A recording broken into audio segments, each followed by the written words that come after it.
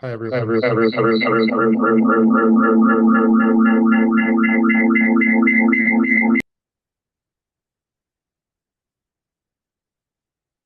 Gary, you might have to sign out of the other ceremonies in order to not get feedback when you talk.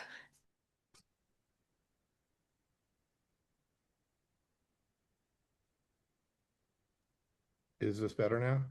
Yep. Okay, cool. Okay. Do we have everyone here? 2, 4, 6, 2 Sorayas, 7, 8, 9, 10, 11. Let's wait a couple more minutes. Hey, Clark. Hey, how you guys doing? Good. How are you? About B plus. What is this? Um,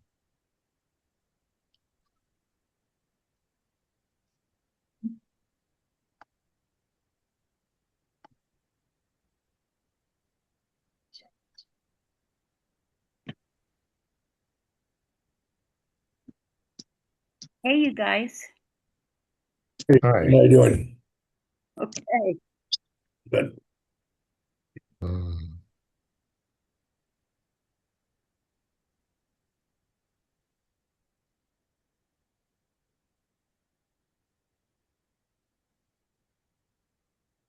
okay. Let's see. 1, 2, 3, 4, 5, 6, 7, 8, 9, 10, 11, 12, 13, 14. Who are we missing? Lisa, Allie. Let's see. We're missing Yolanda's here. Ted. We have Nico. We're missing Jason. We're missing, we have Helen. I don't see Erica. I don't see um, Richard's here now. Okay. This. Can people maybe turn on their video, Gary? Because Yeah, if everyone could have video, that would be great. Hi, Allie. Hi.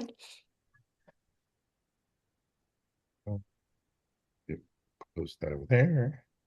What do I do with the agenda?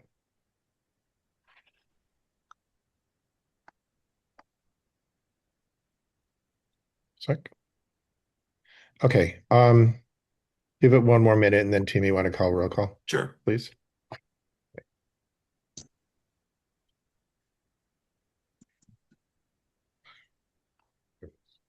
Okay, I don't know how to do it. I don't see where I can do that.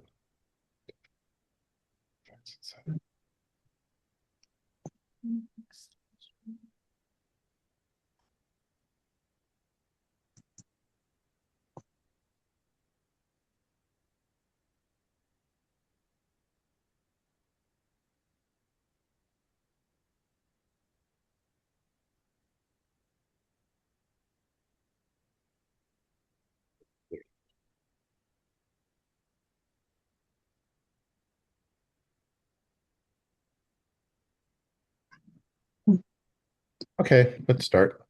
All right. Start time is 6:35 p.m.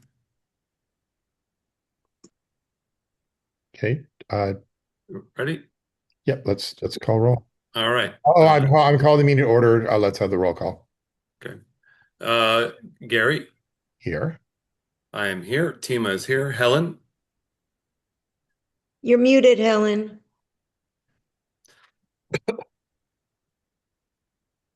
Mm. Oh well, maybe she's not at her computer. okay. Mark, He's in Europe. okay. Soraya, Here. Erica, No, okay. She was here. She was? Yeah, I saw her. Sorry about that. I was muted. There Okay. she I'm here. I'm here too, Helen. I'm here. got it.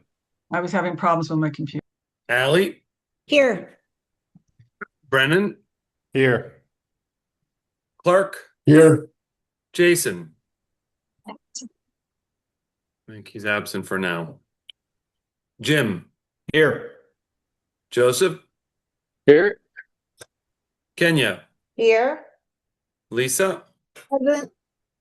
Nico, Here. Richard, You're muted, Richard. Yeah, here. Sarah, Here. Ted, Here. Yolanda, I'm here. Fran, Here. and David is absent. Okay. Okay, so the first thing we have on our menu, welcome everyone. This should be a really fun meeting, as usual. Are there any declarations of ex parte communications, conflicts of interest, and/or recusals? The prior minutes. Sorry. Next item is the prior minutes. Oh, sorry. Let's do the approval of prior minutes. Do I have a motion to approve? I motion. I'll move. Okay. Does anyone vote no on it, or can we move forward? Do you need a second? You I need got to you, go to Mark. I public think comment. Clark was the second. I'm sorry. Point of order, you need to go to public comment before board Oh, discussion. I'm sorry. You're right. Can we? Are there any public comment? Let me go into participants. Let's see. Just on the minutes though, right, Gary? This is just on the minute. Yeah. Panelists, attendees. How do I do this? Host tools. Do this. Why is this not working? So, can you see? Oh, here they are. Got it. Okay, we have Rick Swinger. Please go ahead. You have 1 minute. You have to unmute. There you go. Yeah. Hello, this is Rick Swinger. I just want to say I'm blocked here. I can't get into your minutes or whatever, but I'd like to mention about this meeting that we had at LA Planning, if possible. This is about 305 Rose Avenue and the development there. Can I talk about it? I think that's not under the minutes. It's under, wouldn't that be under public comment? Yes. Yep. Yeah. Not Public. I thought this was public comment. No, this I'm is for jumping the, in. If he's discussing what was written or the minutes that were taken, as in the reflection of what our vote or any of that was, then yes, he can talk about the minutes if it's pertaining to 305 Rose. Thank you, but Yeah. Okay, he's actually, can I go? Sure. go ahead. Okay. All right. Good evening, everybody. The noise crisis is the worst part of this project. The lack of sufficient acoustic insulation will create an intolerable permanent wait, Rick, disruption. it has to be about the I'm minute. sorry, Rick, this is not about the minutes. Okay, I'm confused here. Just wait till we get to the Lupic stuff and then you'll bring it up. Okay, all right, I'll do that. All right. Okay. Okay, thank you. Sure. Next is Ian. Hello, Ian. can you hear me? Yes. Yeah. Can you hear me? Great. So relative to the minutes, I believe the minutes are fraudulent. The vote that I saw taken was 10-9 against on 305 Rose. And as I understand it, the minutes do not reflect the proper count. And so I would protest that was not done inside a meeting. If you wanted to do a recount on the vote, the time to do that was during the meeting. Once the meeting is over, it is not proper for the chair to try and amend the record to suit whatever political position he's trying to take, or to say he thought something should have happened that didn't happen. What happened was that item failed 10-9, and it was accepted at the time. And that's the only other way to do that would be to reconsider or to bring it up at the next meeting, like this meeting. So that is a problem with the minutes that I see. And I think it's fraudulent and wrong that it was. And now Zoom user, which is not Sarah, but someone else. Go ahead. It's Scott. Hey, Scott, please go ahead. I want to pull the survey because I don't see the actual survey, the questions that were asked in the minutes on the VNC calendar. So I think it's unfair to the stakeholders. We don't even know what the questions are, what they were. And so I think that needs to be pulled until you publish that for the public to be able to view and know what the questions are. Second is I was there for the Rose vote, and my count was 10-8. Like 2 people might have been absent or 2 abstained and 1 was absent. I don't remember the exact number, but there's no recording of it. And so there's zero transparency. And so we're just going on the word of some people that miscalculated the vote to begin with, and then did it a second time. And so I think that needs to be stricken from the record as well. And initially, it was David said that the motion was rejected, and so I think we need to stick with that. For him to just unilaterally decide he's going to change it doesn't show transparency, accountability, or oversight, and it's kind of an authoritarian decision. And I think that the board needs to step up and remove that decision by David and stick with the initial decision. Thank you. Okay, is there any board comment? One would be Helen. Go ahead. Yep. I am unmuted, sorry. Yeah, I agree with the stakeholders. I think it's inappropriate for the president to direct weeks after a vote had been announced to redo that vote. I know that I voted before that vote was confirmed when I changed my vote. And if it needed to be redone, it should have been submitted as a reconsideration. So I object to the minutes having been changed by at David's direction, that Tima changed the minutes, and I think they should go back to what they actually were. And that's that they should not be adopted as submitted because they're incorrect and don't reflect what happened at the meeting. Okay, thank you, Helen. Next would be Sarah. Yep, I'm going to agree with all aforementioned statements. And yes, that's not what it was. I don't know how we get to go back and rewrite something 3 weeks after the fact, not a day, not 2 days, not even an email to us letting us know that there was an issue. We represent the stakeholders. We voted, and I think we need to stand by that. So in my eyes, the minutes are absolutely not correct and not a reflection of what all of us did that night. So that's it. Thank you. Thank you. And Nico, did you have your hand up or not? No, sorry, it's a mistake. Okay, Lisa. Yeah, I'm going to agree with the previous speakers. I can't agree to someone having an alternative memory. If he felt that strongly, it should have been taken care of immediately and reached out to us differently. So I'm going to make a motion, and I don't know proper Robert's rules, whether it be an amendment to the minutes to strike it and we go back to as originally presented, or if we're challenging the chair's ruling on making that change prior. Well, why don't you just make your motion and we'll. I just did. I said I didn't understand which proper Robert's rules factor it would be. I mean, I would guess it would be, you motion to have to have it stricken from the minutes and back to the other vote, I guess. I mean, anyone have any play on that? I'll second the motion. Just a point of order. Does that mean it just means that they're stricken from the minutes? The minutes, It doesn't change it. Yeah, it doesn't change. It takes it off the minutes, and then we'd have to just reconsider the reconsideration, which, by the way, we checked with the city attorney. We can't do that tonight because it wasn't on the agenda, and that was the city attorney weighing in. But we can reconsider in the future? Yes.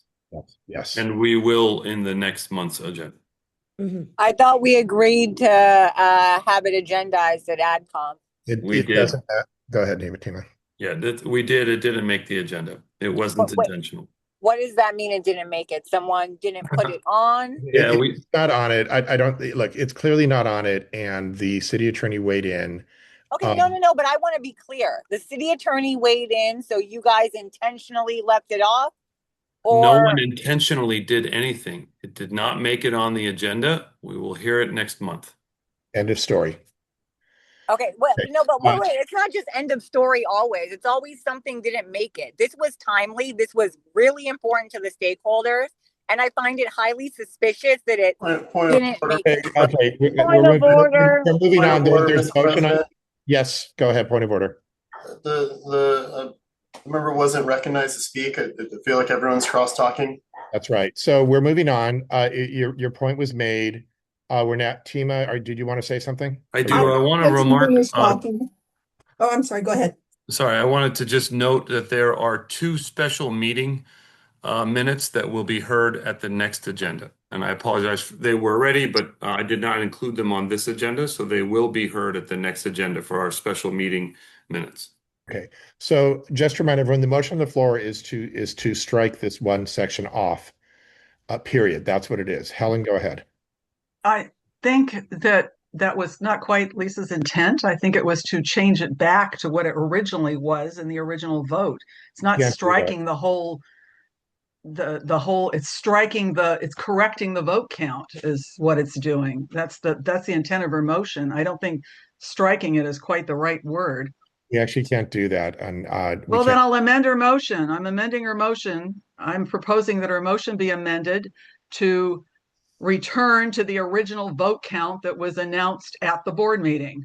And remove the changed vote count. She doesn't need to amend. That's exactly what I said. We can have excuse me, order. What we can do is approve or not approve these minutes. That's it.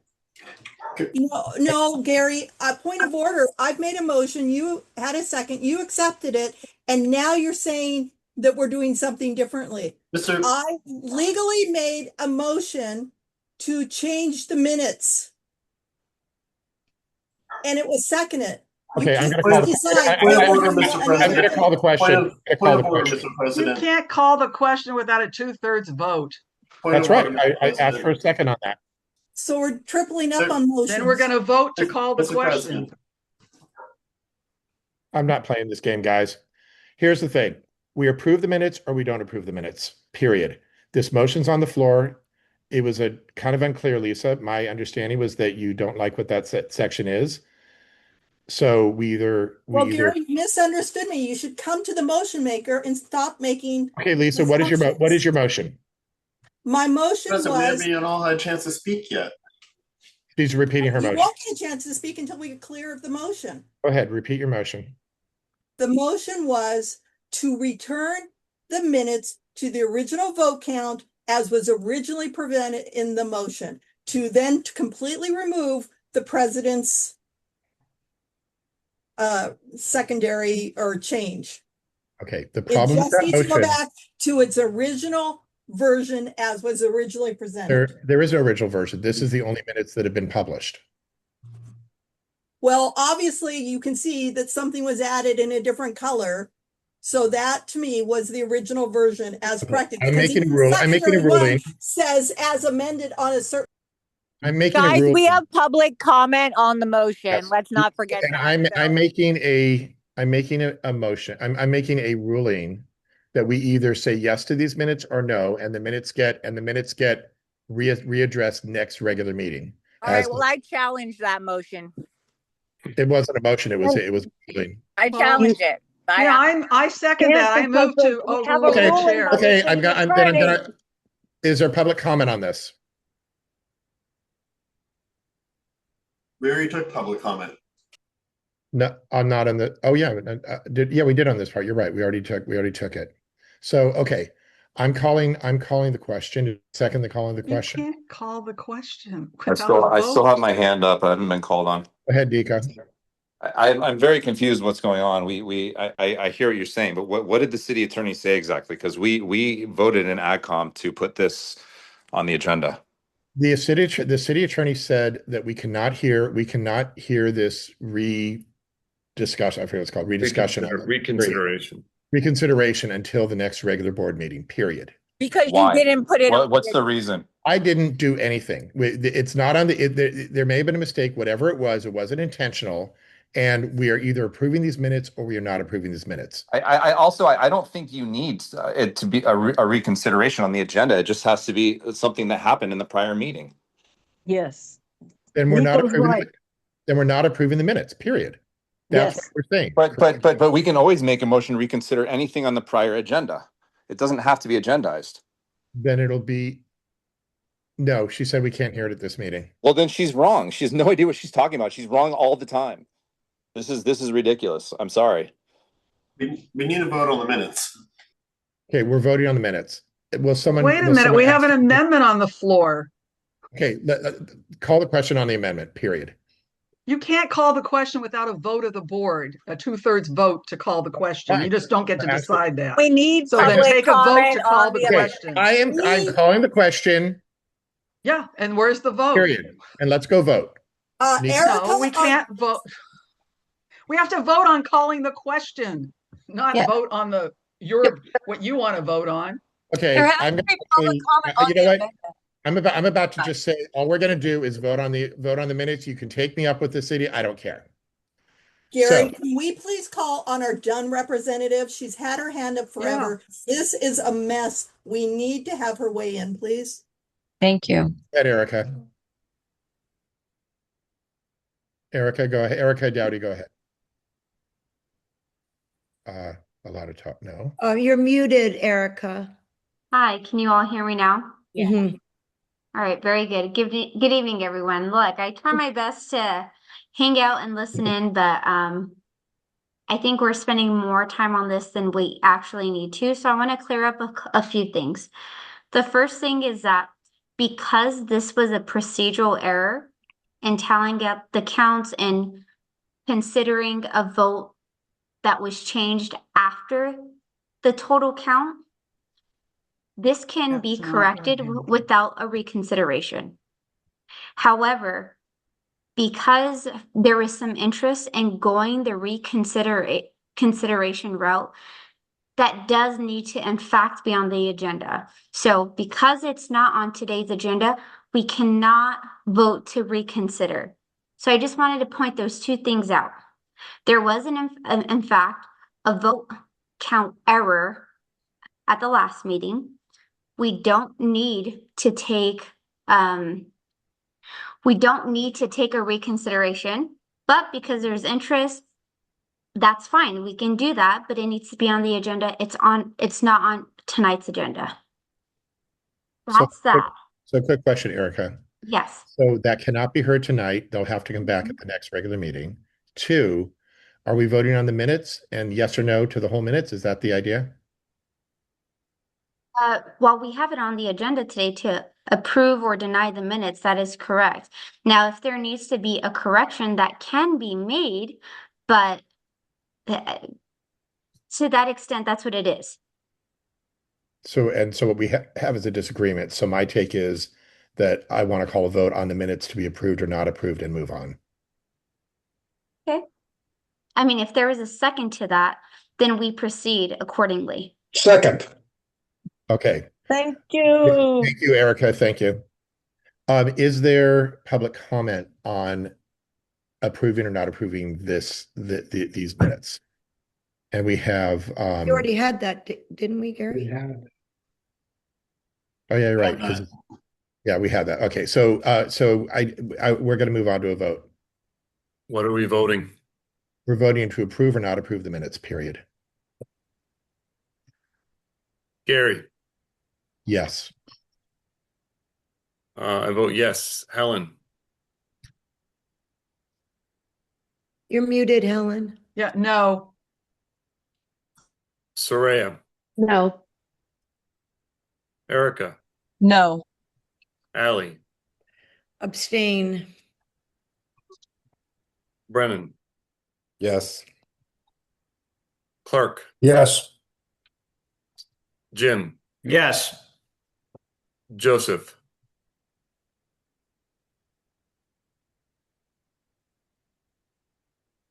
Are you muted, Joseph? Joseph, are you there? You're Say it again. Abstain. Kenya. Yes. Lisa. No. Nico. Absolutely no. This is bullshit. Richard. Yes. Sarah. Unmute, Sarah. You're muted, Sarah. Timo, you can mark me as leaving. I'm out. I'm not doing this meeting anymore. Please mark me as absent. Thank you.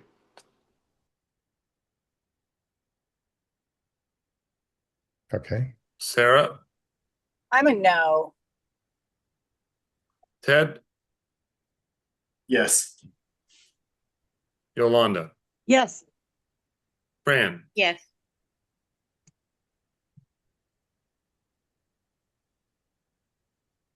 motion carries. Okay. So the needs are approved, the minutes are approved. Next on the agenda is declaration of ex parte communication. Are there any, raise your hand if there are. Lisa, My hand was up from the last time, Helen? but I'm up for point of privilege for something else. Okay, point of privilege, go ahead. Point of privilege is Kenya Lee has a logo up on her screen. When first of all, we're all supposed to be on camera, but secondly, if she's not gonna be on camera, she can't have a personal logo. Okay, Kenya, can you change the background? Helen? Yeah, I had ex parte regarding this change of the minutes and other people's recollections, which differ from what David has promoted as his recollection. Okay. Lisa, is your hand still up for another reason, or? My hand is up for ex parte. It's the same as Helen's. I talked to multiple people about this alternative memory vote that happened. Okay. Erica? Same thing, ditto. Okay, Sarah? Stakeholders too. Stakeholders reached out to me. Yep, spoke to people all across Venice about how insanely irate and upset they are with what happened with the vote. Spoke to stakeholders, spoke to some other people about it. So, yep. Okay. That's ex parte communication. Thank you. Next up is government reports. Do we have people from the government that would like to speak? Erica, do you want to go first? Do you want to speak? Sure. Let's see. If you just give me a second, I can bring this up here. Usually, I'd like to send my announcements and reminders before the board meeting. Today was a very hectic Tuesday, so I didn't get around to that. But I'll just share a few of what you can expect to see in your inbox. The first one being is the Joy P. Atkinson Neighborhood Council Excellent Awards.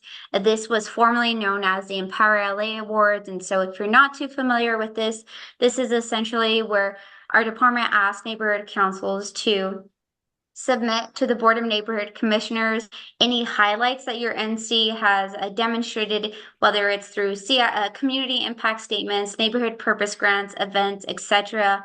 And the Board of Neighborhood Commissioners will take a vote, picking, I believe, at least one neighborhood council highlight from each region. So the deadline to do this is going to be June 30th. And then lastly, is going to be budget day. You've heard me talk about this for the past couple of months already. This is going to be scheduled for Saturday, June 27th from 7:30 a.m. to 12:30 p.m. with the program officially starting at 9 a.m. They are asking everyone who is interested to register. And if you will be taking transportation, a car to the event and need parking arrangements, to please register before the 24th of this month. So that's already in next week, in a couple of weeks. So something to keep on your radar. And that is all. Thank you.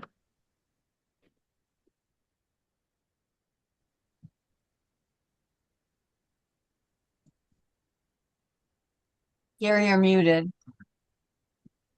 Good evening. It's Janet Turner with Congressman Ted Lieu. Happy to be with you and being able to give a report. So I sent an email to some of the board members and to your president, who I know is not around. Rep Lieu has decided to do a social media project. It's called the America 250 Veterans Commemoration event. Basically, we're asking people if they would like to send a picture and a brief tribute for a family member who is a veteran or a reservist, and we will have a special online event where we show the pictures and some of the tributes. And the deadline for submitting pictures is June 30th at 5 o'clock, and then we'll run them on July 4th. So I don't I'm not sure I know who handles your communications for your website, but I'm happy to send that to that person. That's Soraya. Oh yeah, I know it's Soraya. I don't have a way to reach her. Is it communications@venicnc.org, Soraya? Yeah. Yep, that's right. Communications, okay, at Venice NC. Very good. And also for Erica's stuff that she said, are you on that as well, Soraya? Yes, I wasn't sure if I received anything about the Neighborhood Council Excellence Award, but I can reach out. Yeah. No, we all will do that. That's not Okay. something that goes to, it comes to all the board members will receive them. You'll get it. Okay, thank you. Thank you, Janet. Can I ask a question to Wait, Janet? Wait, Sure. Janet, is there more? Yeah, well, I just wanted to mention what a bill the congressman just introduced today. It's called the Keeping Pets and Families Together Act, and it would establish a program in the Department of Agriculture to encourage the microchipping of dogs and cats in shelters, with the goal of quickly returning missing pets to their families.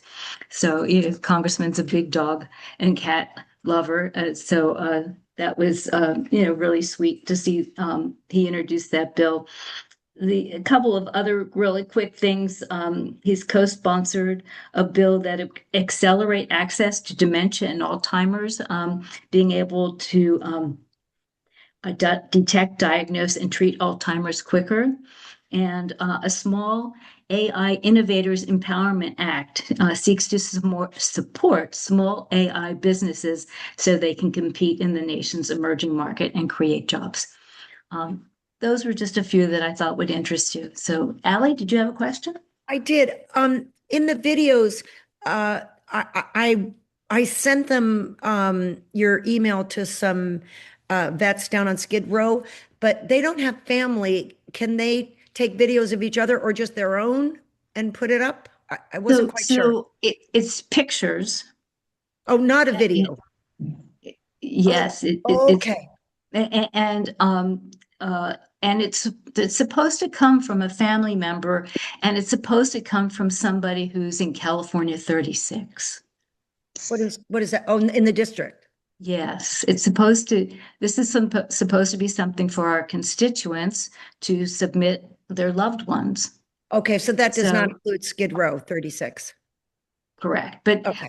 But if Allie Bean, who is in California 36, feels that one of these people in Skid Row is a loved one, she could submit theirs under her. Okay, do it that way. Okay, great. I will. Thank you. Okay, but that's just wanted you to understand that I know it's confusing. We're trying to get the message out. Any other board questions? Okay, seeing none, Janet, thank you so much. Thanks so much. Appreciate it. I'm going to go to Zach. Good evening, everyone. Zachary Geidzik with LA County Supervisor Lindsay Horvath. First off, happy Pride Month. This month honors the history and contributions of the many LGBTQ plus individuals here in Los Angeles County and across the country. Now more than ever, it is important to fight for justice in the face of bigotry and callous cruelty. Jumping into some of the updates, the board unanimously approved Supervisor Horvath's motion to establish the Los Angeles County's first ever independent ethics commission and Office of Ethics Compliance. This is a major milestone in implementing Measure G, which voters approved in 2024 to strengthen accountability and transparency in county government. The motion directs county departments to begin building the legal, staffing, and operational framework needed to launch the commission in 2026, while also preparing a charter amendment for the November 2026 ballot to permanently protect the commission's independence. The board also approved an appointment structure that includes representation from multiple independently elected offices and the Governance Reform Task Force. Just today, the supervisor introduced a motion directing county departments and regional partners to create a centralized homelessness prevention resource page that will make it easier for residents to find and access services such as rental assistance, mortgage relief, legal aid, utility assistance, and housing navigation.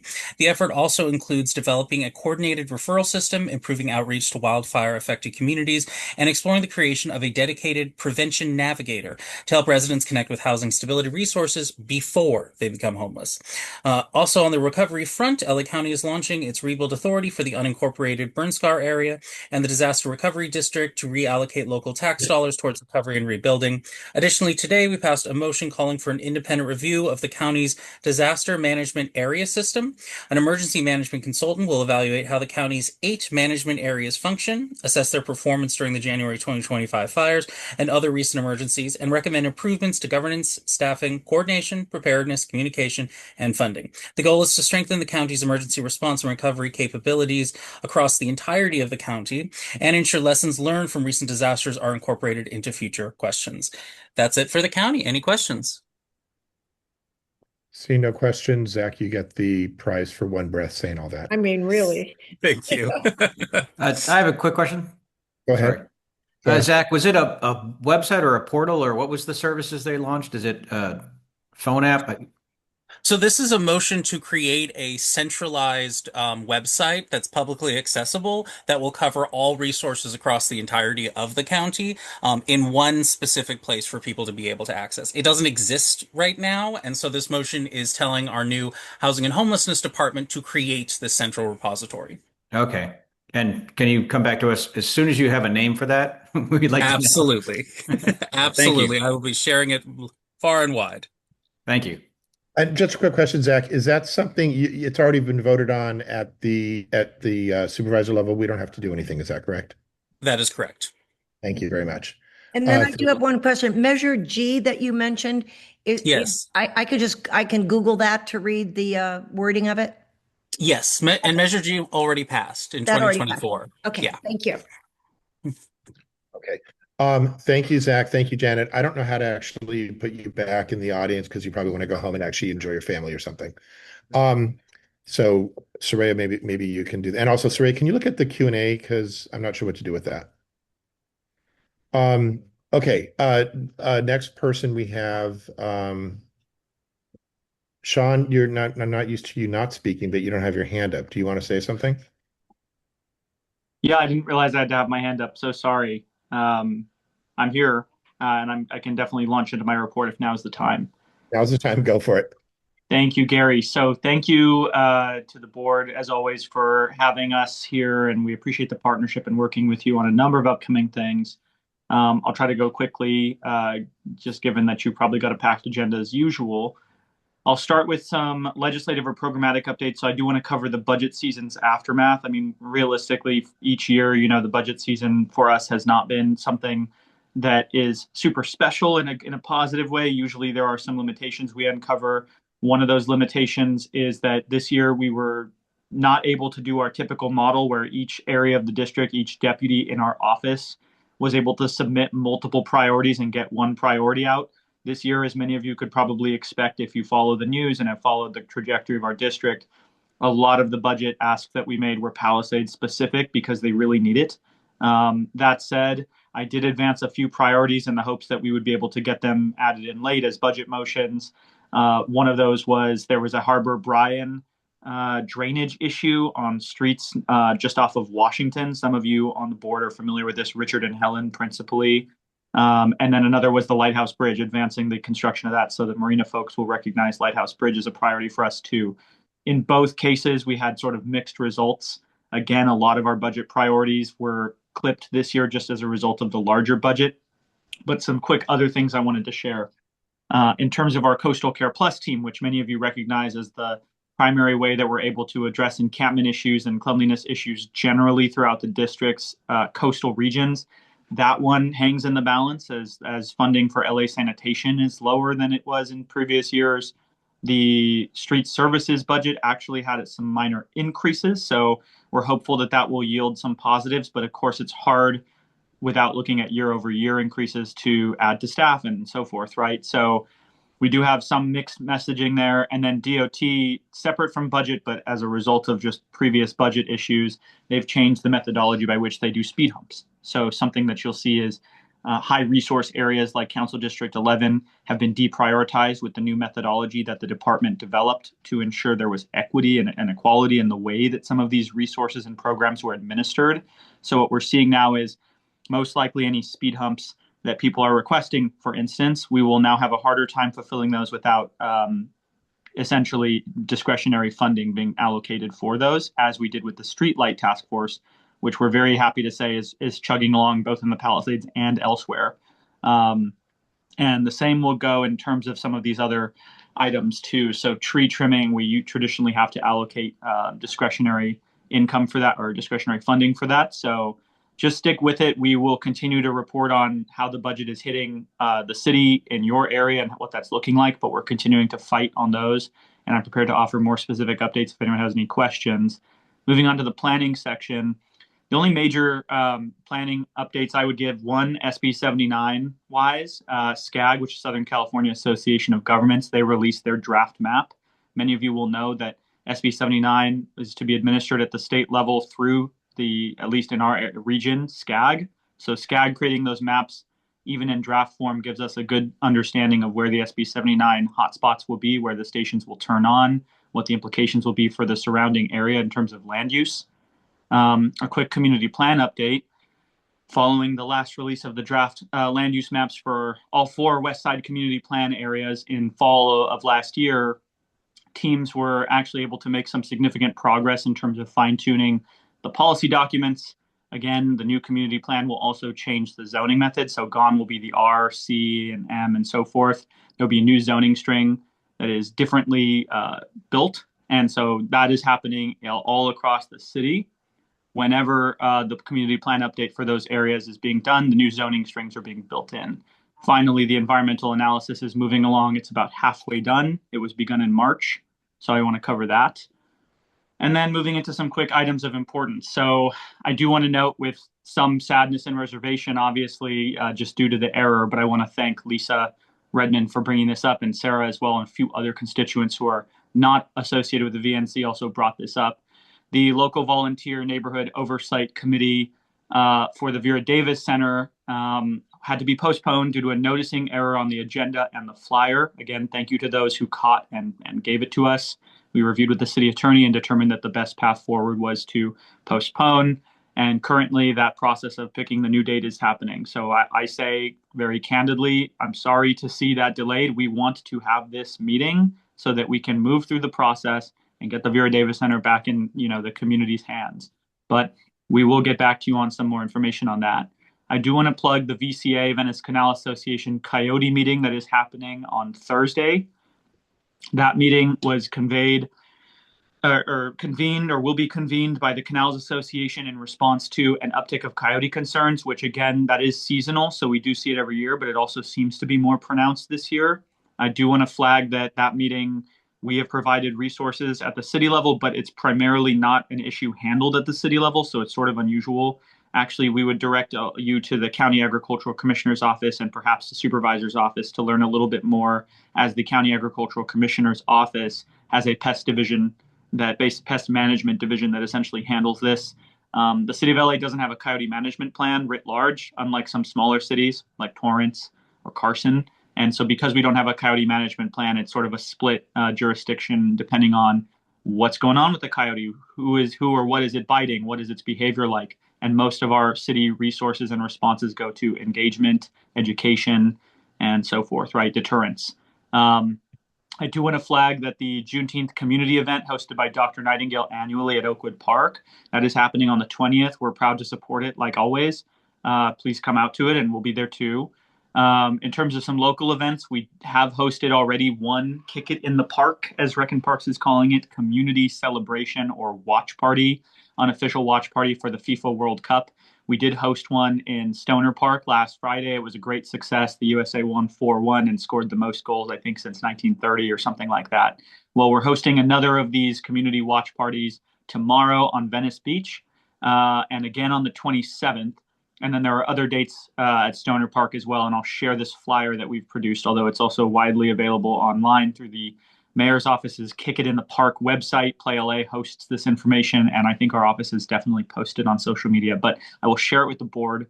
And then next, this Sunday, we have our CD11 Paul Rodriguez Go Skate LA Day, which is a Venice Beach takeover. In previous years, we've done Fleet Week as the takeover. This year, we are doing a big skate day, and look out for a surprise announcement on that.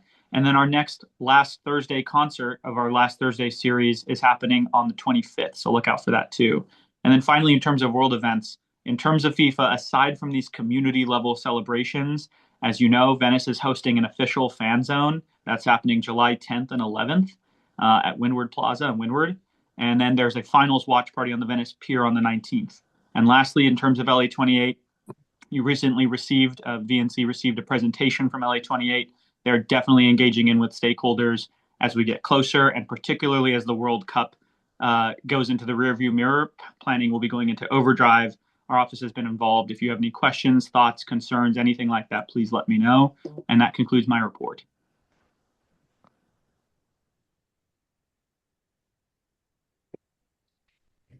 Thanks, Soraya. Appreciate it. You know that Fran and I are the representatives for LA28 for Venice, so we'll also be in touch with you. Are there any questions for Sean? Seeing none. Sean, thank you very much. Of course, thank you. All of our government people, thank you very much. Are the police here or not? I don't think they are. Raise your hand if you are. I don't think so. Okay, so those are our government reports. Now, we're going to go on to the general consent calendar. We have 3 items. Point of order, the next item is the general public comment. You're skipping number 6. Oh, thank you. Oh, the next item is actually President's report. I'm going to say one thing about that has to do with this reconsideration. We need to now go back to the city attorney, have her rule again about how this is going to work. She ruled on this one specific thing, and hopefully, David will be reachable and he will be the one going back to the city with this after tonight. So now we're going to go to general public comment on non-agendized items. So please put your hands up of the attendees. And how do I do this? Okay. I'm going to go to someone I don't know who it is. Lionel Maris.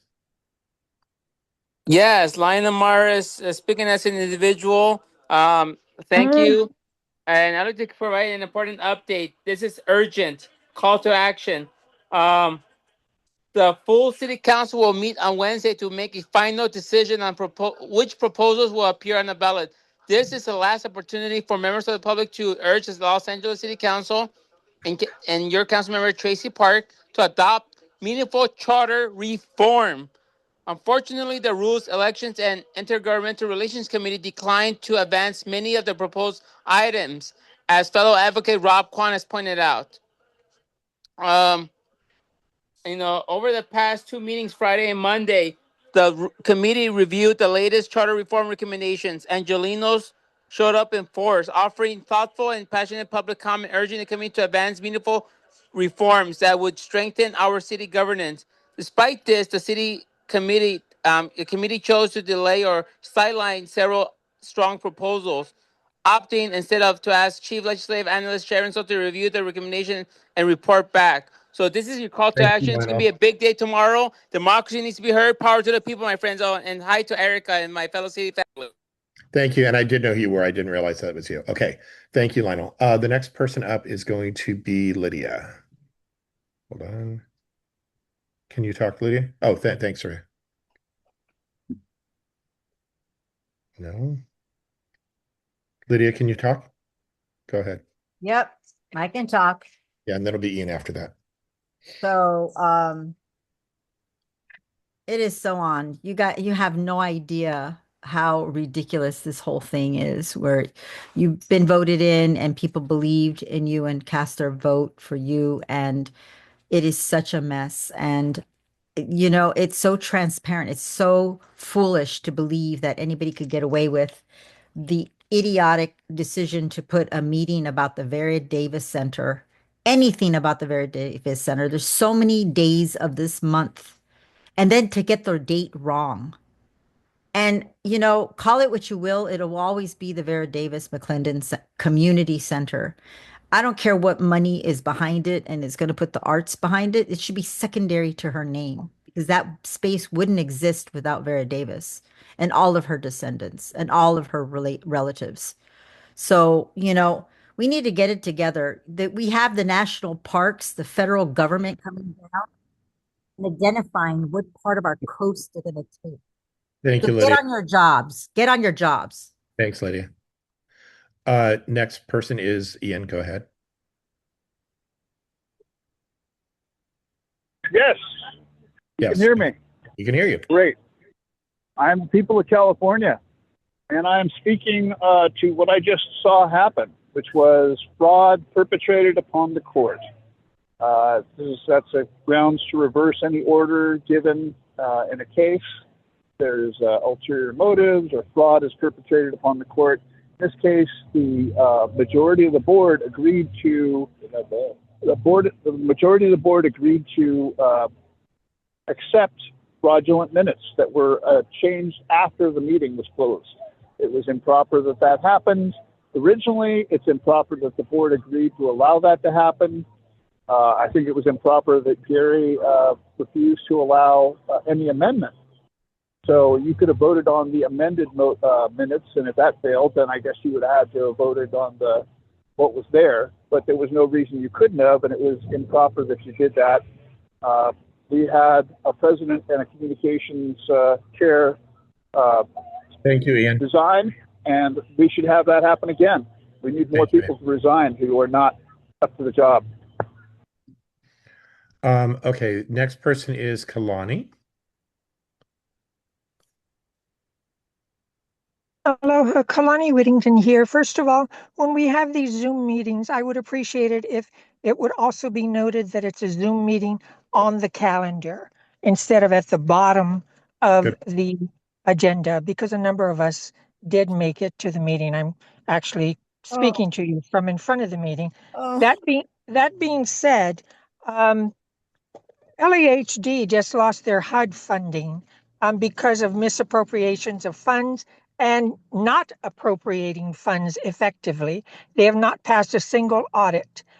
This is all part of the homeless industrial complex, and we need to simplify this. They are wasting billions of our tax dollars, and our homeless are not being helped in the process because they have made it too complicated.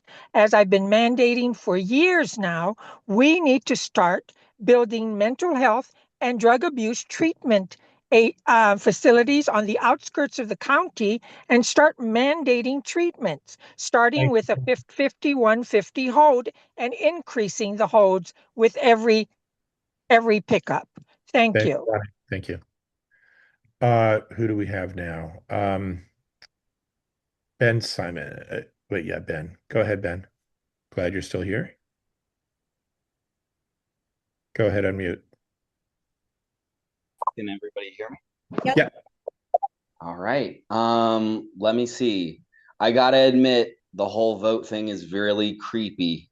It's very weird because we all remember it one way, and there were people in the public that were kind of upset at what was going on then, and then for it to come out later. So I just want to say that, unfortunately.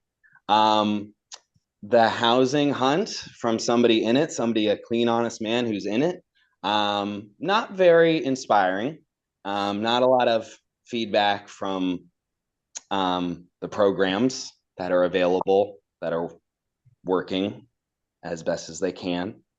And I just want to shout out to the people in the Venice community that have picked me up over the last month. I'll just say Sarah, Erica, Lisa, and others. Thank you. So that's it. Thank you. Ben. I'm going to go Selena, then Robin. So go ahead, Selena.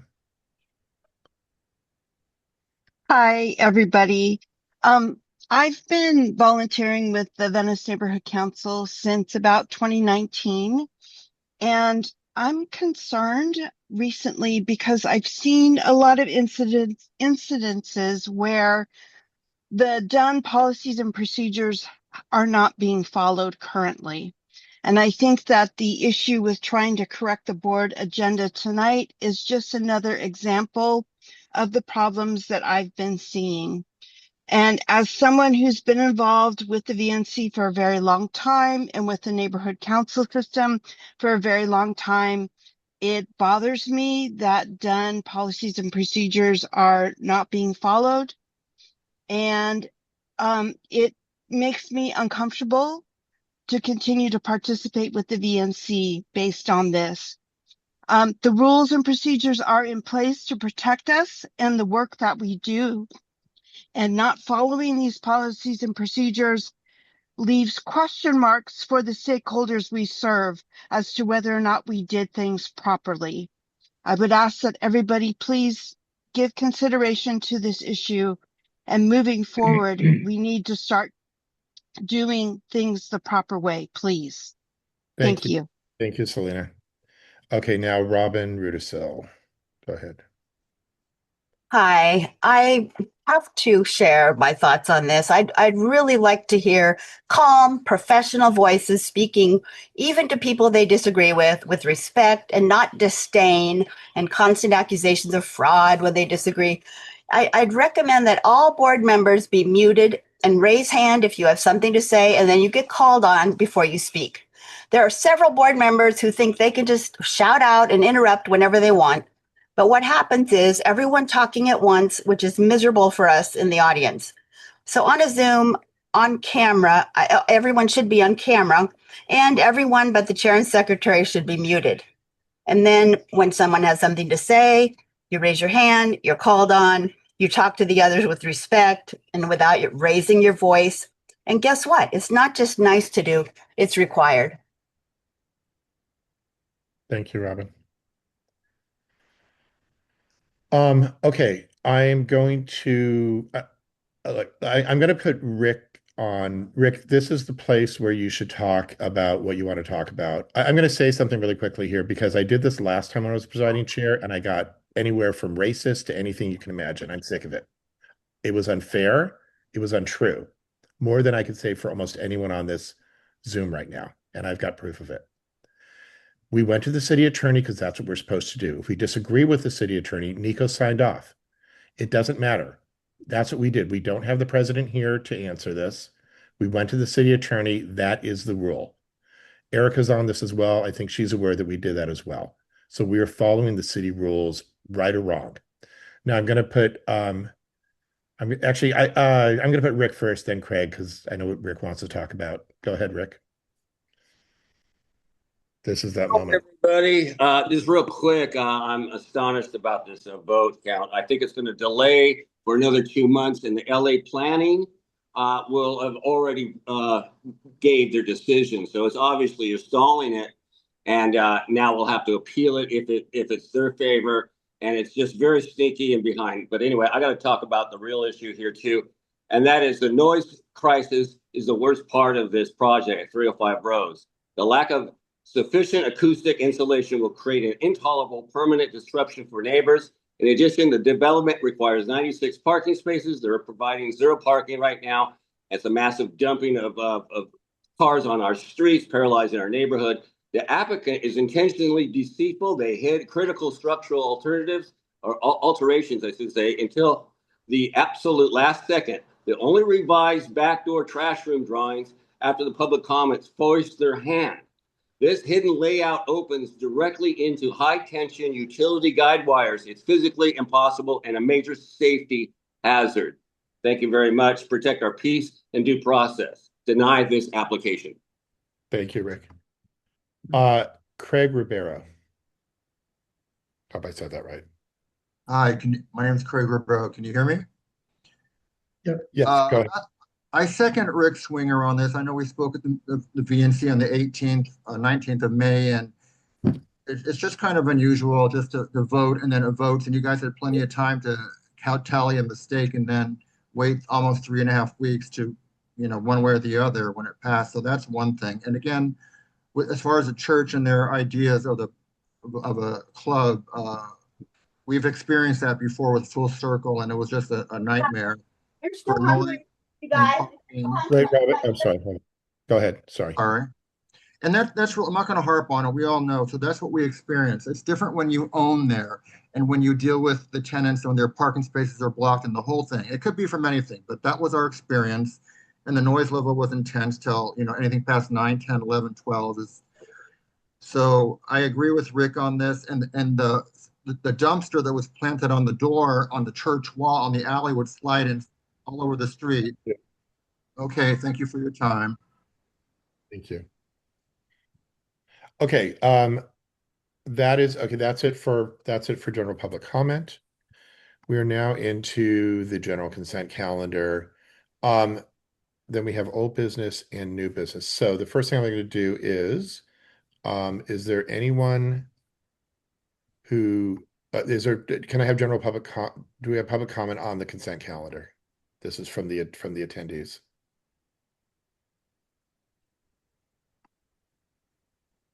Okay, seeing nothing. I think I see no one there? Yeah. Okay, I'm going to go to the panelist. I'm going to go and ask Richard Stanger. Go ahead. Yeah, I'd like to make a motion to add items 2A, C, D, and E to the consent calendar. Items 2, C, D, and E were unanimous votes of LUPEC, and item 2A is a continuation of a VNC denial that we passed last December, which city planning has ignored. I see nothing on LUPEC reports that might indicate a VNC vote to override the LUPEC recommendations.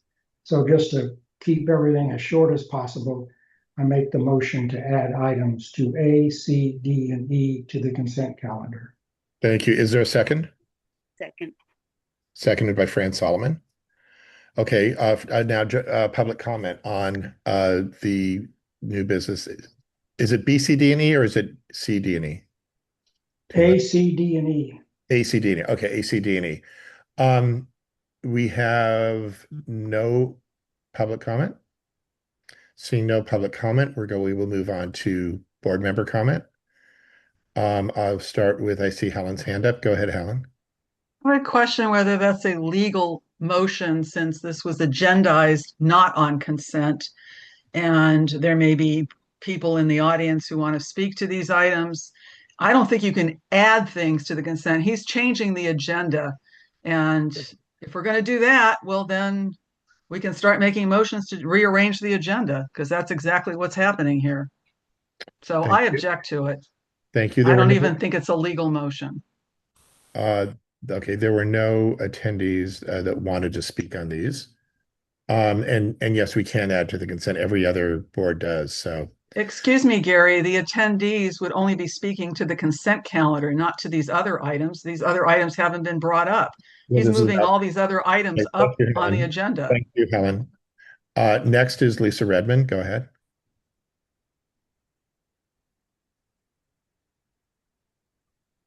Lisa, we can't hear you. I know, because somehow somebody muted me. I didn't. Anything. I wasn't making, I said someone, Gary. I didn't use your name. I agree with Helen. The attendees didn't say, please, I agree with Richard to put these items on. No, because they were waiting to speak on their motion. Maybe they're having a bathroom break right now because they're not going to come up for a while. I think it's a wrong motion. Is that it? Thank you. It is. It's incorrect to reorder the agenda in that sense. Okay.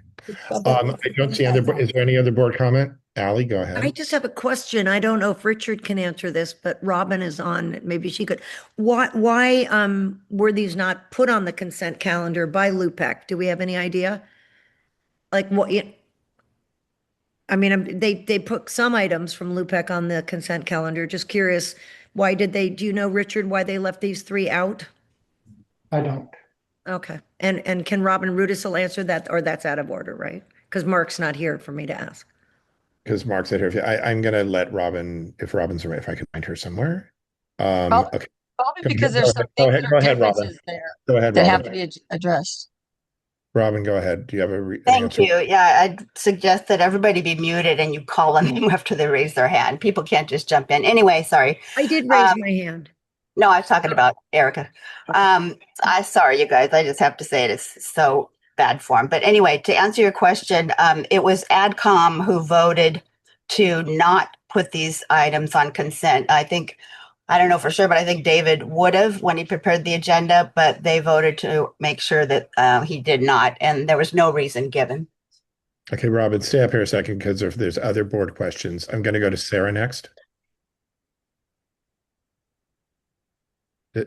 Yeah, those 3 items were moved because we didn't feel like they should be on consent. And AdCom and the rest of the people are getting very tired of being forced as to place things on consent that we don't feel are non-controversial. So, LUPEC can say whatever they want. It's up to the board, and we deem them to need more of a review. Seeing no other questions from, Clark, go ahead. Yeah, I support the motion. I think it's important to give deference to the committees which consider these motions and which have expertise and more time to look at them very carefully. And as Richard appropriately points out, these 3 motions that he seeks to add to consent were overwhelmingly approved by the underlying committee, and I think we should defer to that committee's judgment. I think the motion's well taken. Okay, Erica, and then I'm going to go back to Robin, who clearly has an answer for that. So go ahead, Erica. I just wanted to say that I think that whenever there's anything that has like variances on it or changes, and that's kind of what I was trying to allude to there, those are the types of items that normally wouldn't be like a consent item. I think these could get blasted through very fast. I appreciate Richard's, attempt to try to maybe simplify things, but I think that that's not always the answer. I mean, we are a recommending body and we are supposed to represent stakeholders. And because there's a lot of changes on these, I think that they are ones that would probably make sense to be able to let the public comment on if they want to. And that's why they shouldn't be on consent. Because if it's on consent, technically, you shouldn't be commenting on it. They can either pull it or that's it. You're really not supposed to make public comment on consent. Thank you. Thank you. Robin, did you had your hand up or you didn't? I'm not sure. Yeah, I just wanted to address Sarah's comment. She's tired of being forced. I wanted to point out that if an item is put on consent on the agenda by the president, you guys can vote it off. That nobody's forcing anything. Just trying to be efficient and productive, and look at the signals, like the voting and whether there are issues. So nothing's being forced. You guys, if something's on consent, you can just make a motion to take it off, and the majority will take it off. Thank you. Okay, Lisa and Clark, did you want to say a second thing? Is that what you said? Yeah, I had a question. Has there been a second for Richard's motion? If not, I second it. Okay. Yeah, there was from Fran, I believe. Right. Okay. Lisa, then Sarah, then I think we're done and we'll vote. Lisa? Well, first of all, a helpful point of information for you, Clark, being a member of AdCom. As it was presented to us, it came from LUPEC with those 3 items that are on consent right now as consent. Those items were to motion to waive. The others were just provided to us individually. They did not come to us as consent items. Next, what you just did, Gary and Robin, sorry, but that was incredibly inappropriate to allow a stakeholder to respond to another stakeholder's to a board member's comment in that sense, to Sarah's comment. She wasn't answering a question. As a chair, Gary, you should have stopped that. And that's a point of order. Thank you. Sarah?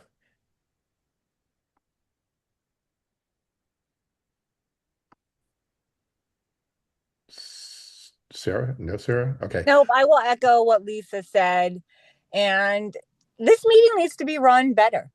My job is to represent stakeholders, and I don't appreciate being personally attacked by a chair for doing my job in representing stakeholders and how they feel.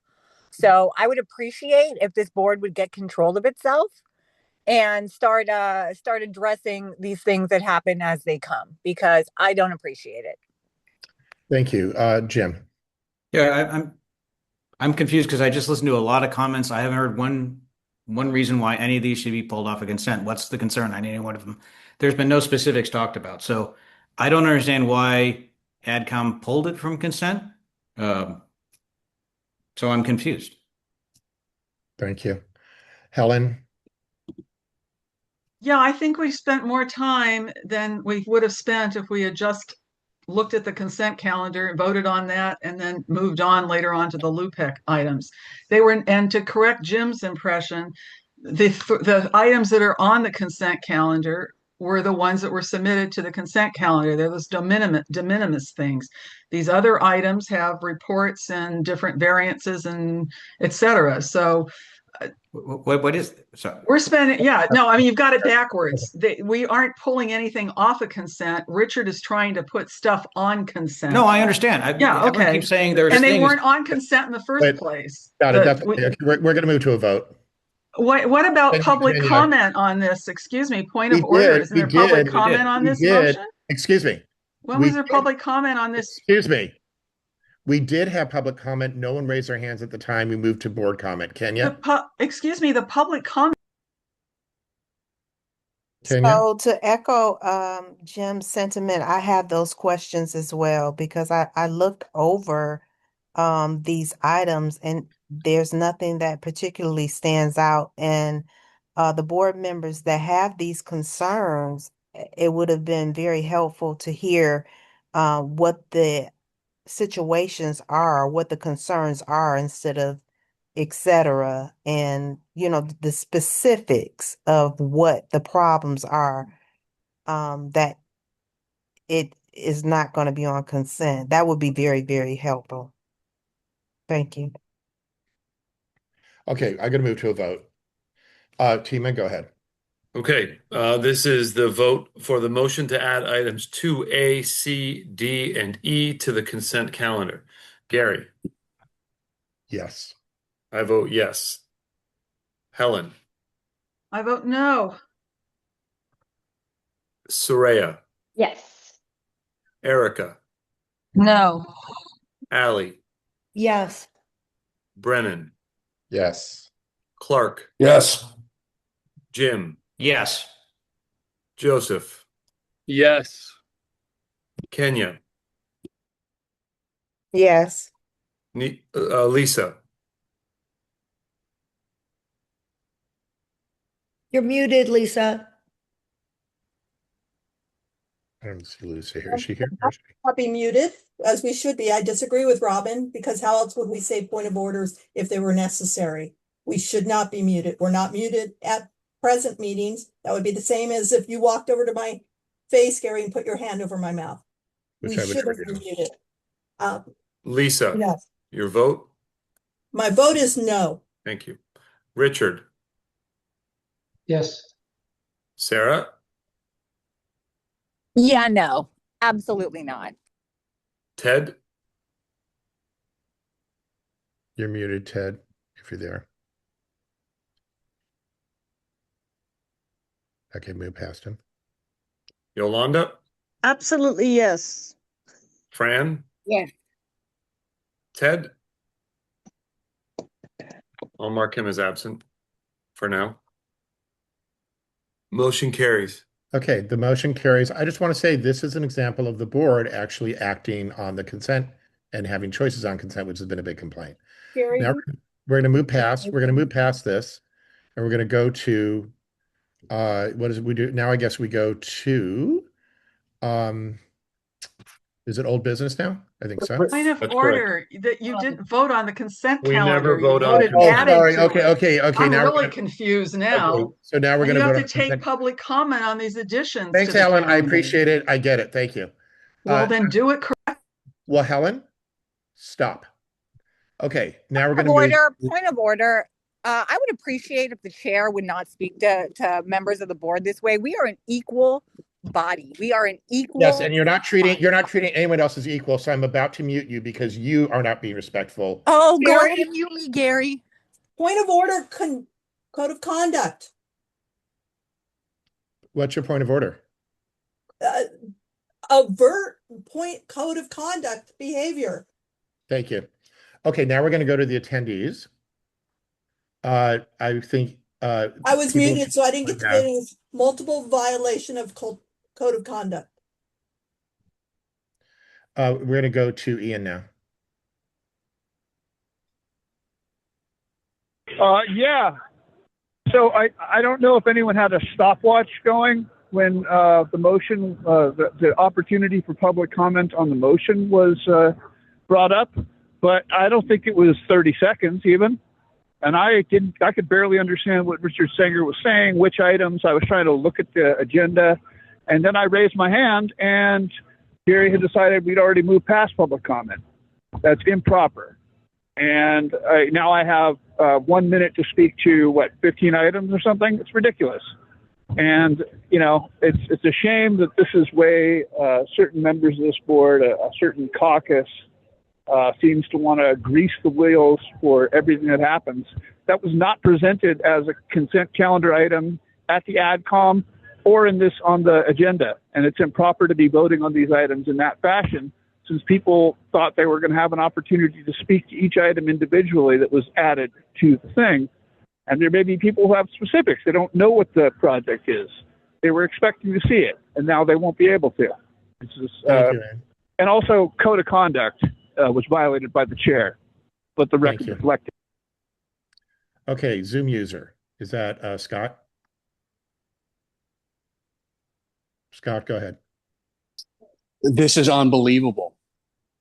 I can't understand the rationality behind this.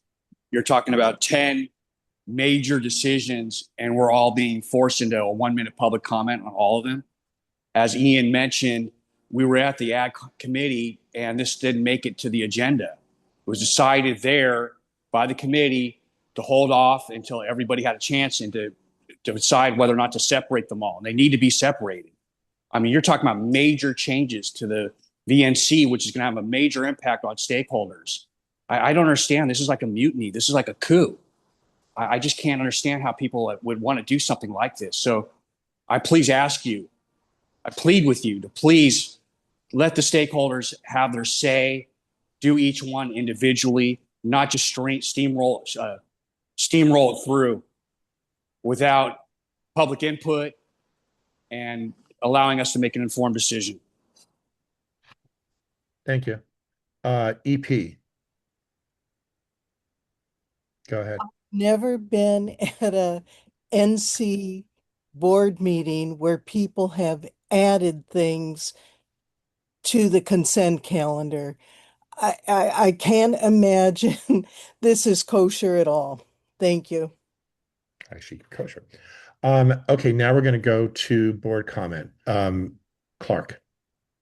Why are we having board comment on the consent calendar? The whole idea of the consent calendar is to limit debate. Why don't we vote on the consent calendar? We've had public input. Let's vote.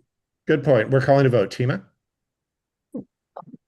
Excuse me. Point of order. You can't call a vote right now because you haven't even had you cut off public comment and you didn't get us a chance to talk, but you can't do that because we can't vote on consent. Can you point to the rule? Okay. The consent calendar itself, items should be routine and non-controversial. When multiple board members object to adding items, those matters clearly warrant a discussion rather than being advanced. A consent calendar is consent. We should all be agreeing on it. It shouldn't be something where there's part of it. We are voting. Point of order. Yes, That's sir. not what a consent calendar is. Point of order. Yeah, go ahead. We've already voted on adding these additional items to consent. Whether it's wise or not is not before us. We've already voted on that. The consent calendar has been expanded to include these additional items. The only thing that's before us now is to vote on the consent calendar. And just vote no. We're going to a vote. Thank you. Tima, go. Gary? I'm going to abstain. For the moment, I'm going to ask you to go last because I'm presiding chair. I vote yes. Voting on, Tima. Can you read what we're voting on? I'm sorry. We are voting to approve the consent calendar, which includes the items that were there already, as well as the 4 items that were added in our last vote. Will you please provide those items? So the first items that are on there are on the agenda itself, which are the, excuse me, give me a second. Well, I know those. I want the ones that were added. Oh, items 2A, C, D, and E. 2A, 1410, 1414, 1422 Main Street. 2C, which is property 2 Catamaran. 2D, which is 2227th Ave. And 2E, which is 2918 Clume. Those were all placed on consent. We are voting on consent. I vote yes to approve consent. Helen? I'm voting no because I believe the addition is illegal and we'll have to redo it. Soraya, Yes. Erica, No, we shouldn't even be voting. This is a consent calendar. I agree. The whole Allie, point of what's happening is this is not how they work. So your vote was no. I mean, I'd like to be doing the consent calendar the correct way. I really am hoping we can start doing that. what's your We vote? can all save time. Vote. Hell, Erica, what's your vote? I can't support those being on here because it's taking away the voice from the stakeholders to weigh in if they want to. So That's it's a why. no, right? Is that a no? It's a no. Thank you. Thank you. Let's move on. Allie, I'm abstaining. Brennan, Yes. Clark, Yes. Jim, Yes. Joseph, Yes. Kenya, Yes. Lisa, Big fat no for all the reasons stated. Richard, Yes. Sarah, Nope, I rep stakeholders, not myself. Yolanda, Yes. Fran, Yes. Gary. I represent a lot of stakeholders. I'm going to say yes. Thank you. Motion carried. You didn't call me. Yes. Oh, who did I miss? Ted? I apologize, Ted. I'm sorry, Ted. I Yep. did call you last time and you were absent, but is that a yes? Yes. Yes. Okay, thank you. Sorry, Ted. Okay, so Tima, Motion carries. thank you. The motion carries. Way to go. Okay, moving on to help me out here. Where are we? Old business. Old business. Thank you. Okay, old business. Adopting the proposed April 20th. Do you want me to? This is the presentation. No, Tina, will you adoption of the proposed April 26th Venice Bikeway Network? That's right. See vote. So this is the presentation. This is the presentation. Okay, so that would be Richard, I believe, right? That's right. Okay, Richard, go ahead. I think you have. Yeah, that's fine. I have the updated slides. Okay. So I'll pull those up. I'm going to actually, Saray, can we just mute everyone during this so that he can just do the presentation? Sure. I think there's a mute wall. Yeah. There we go. And then I'll share this.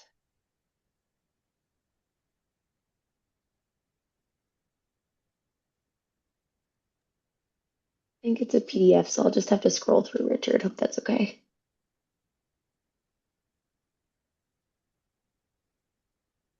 Okay. Folks see this? And does this look like the right one, Richard? Okay. Ready? Yep. Go to the next slide. Yeah, this is the reason why the committee took on this work is because the city's mobility plan shows almost nothing as far as bike infrastructure in Venice, even though Venetians ride many more times, use bikes much more than other Angelenos. The city also has been putting sharrows on streets like Abbot Kinney and 7th Street that have nothing to do with the mobility plan. And we felt that there ought to be sort of a guiding network that we all can work on. Andreas Kemkes and Colin Ward and I bicycled all of these streets in Venice and more and determined that this would likely be a network that we would like the community to respond to. Next slide. So we posted flyers along the proposed local network streets, so the yellow ones on the map. We sent out the VNC social media accounts, the newsletter, and the VNC email blast. And then to make sure that bicyclists that live outside of Venice had a chance to comment on the network, which they ride, we sent out notices to them that this survey was available for filling out. And we got 749 responses over the 6 weeks that we had everything up and running. Next slide. Now, 78% of the responses live in Venice, which makes sense, but we also were glad to see that we had a healthy number of people outside Venice that would also comment. Next slide. This is important to note because we wanted to make sure that people that were on the network had an opportunity to comment, whether they wanted to be their street to be on it or not. So we got almost 40% of the responses said that they were on, on their street was part of the network. And yet I can't recall anybody saying, I want my street to be off the network. But this is not the last time they will have a say in that as we move forward over the years to try and implement whatever these local, the people on the street want to see. They may change their mind, but more on that later. Next slide. 80% of the people that responded use bicycles to get around at least weekly, and a healthy amount daily. So that was a little surprising to us how often, and granted, the people who filled out the survey are probably bicycle riders anyway, but still it was a healthy use of bicycles. Next slide. Nevertheless, almost half of the people that do ride often feel unsafe doing so. And next slide. The reasons include, lack of protected bike lanes, number one, feeling unsafe from traffic, which is closely aligned, poor pavement maintenance, and then I think the fourth one's sort of important too, the lack of secured bike parking. And the other ones you can see below that. Next slide. So the top upgrades that were requested in the survey was to physically protect bike lanes on Washington Boulevard, and then upgrade Venice Boulevard as full length to protected bike lanes. And then the third one was to make intersections safer for cyclists, especially Lincoln Boulevard and Pacific Avenue, where bicyclists have to cross them. And it's very difficult for bicyclists to cross these streets, especially if there's not a car waiting, then you just sort of sit there. And next slide. The other notable comments, the Venice Coastal Bikeway needs to be kept swept, widened, and pedestrians given their own walkway like Santa Monica. Over the last 45 years, nothing has been done to the Venice portion of the bikeway, even though it's probably the most heavily used in all of LA County. The second theme was the enforcement of speeding vehicles along and in bikeways, especially the e-bikes. This felt was needed. And another comment was more maintenance needed of pavement potholes and path sweeping. And then again, bike theft is a major concern, preventing more bike use. When you get to your destination, where can you put your bike that's safe? The next slide.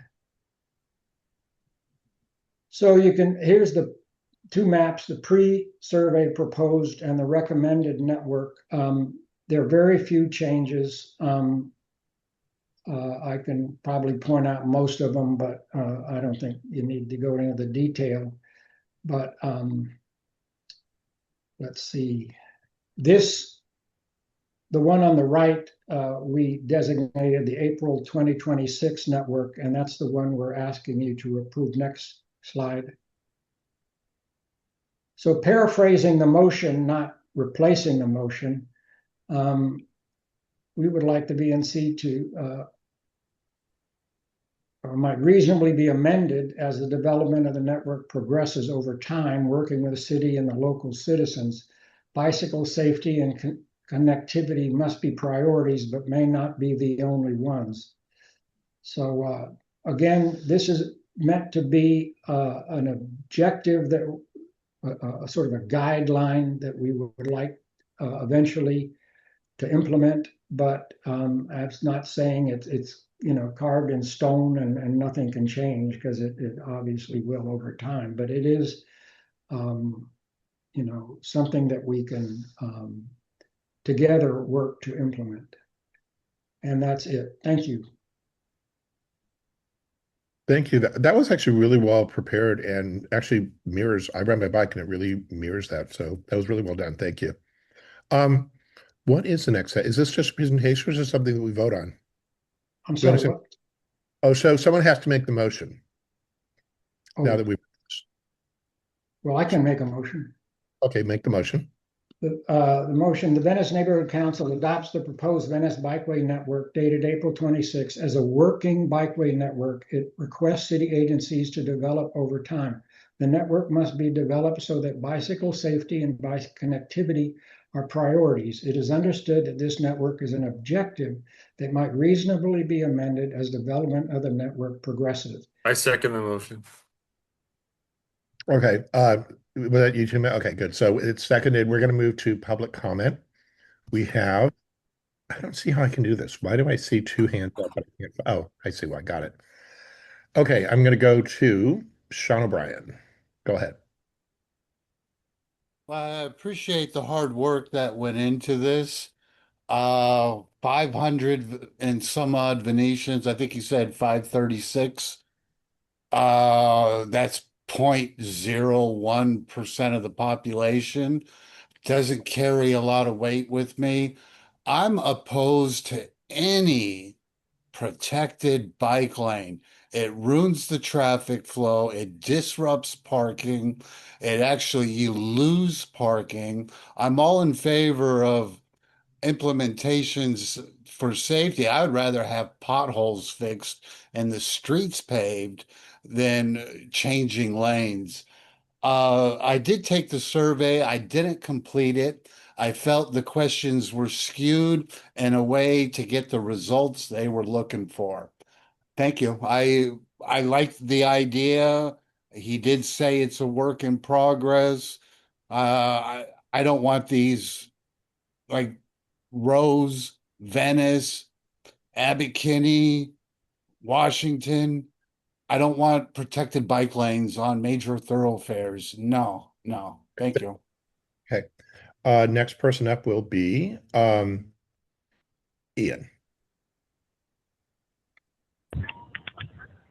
You can hear me? Yes.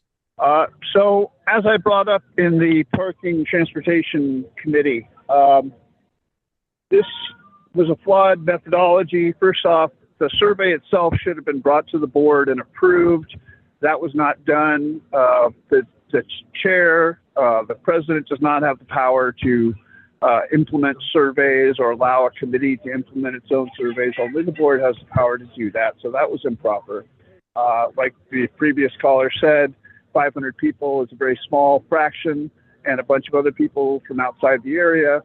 I ride a bike all the time, and I would be happy to see police enforcing things like the 3-foot rule that is a state law that they don't ever write tickets for, and that would make people feel a lot safer.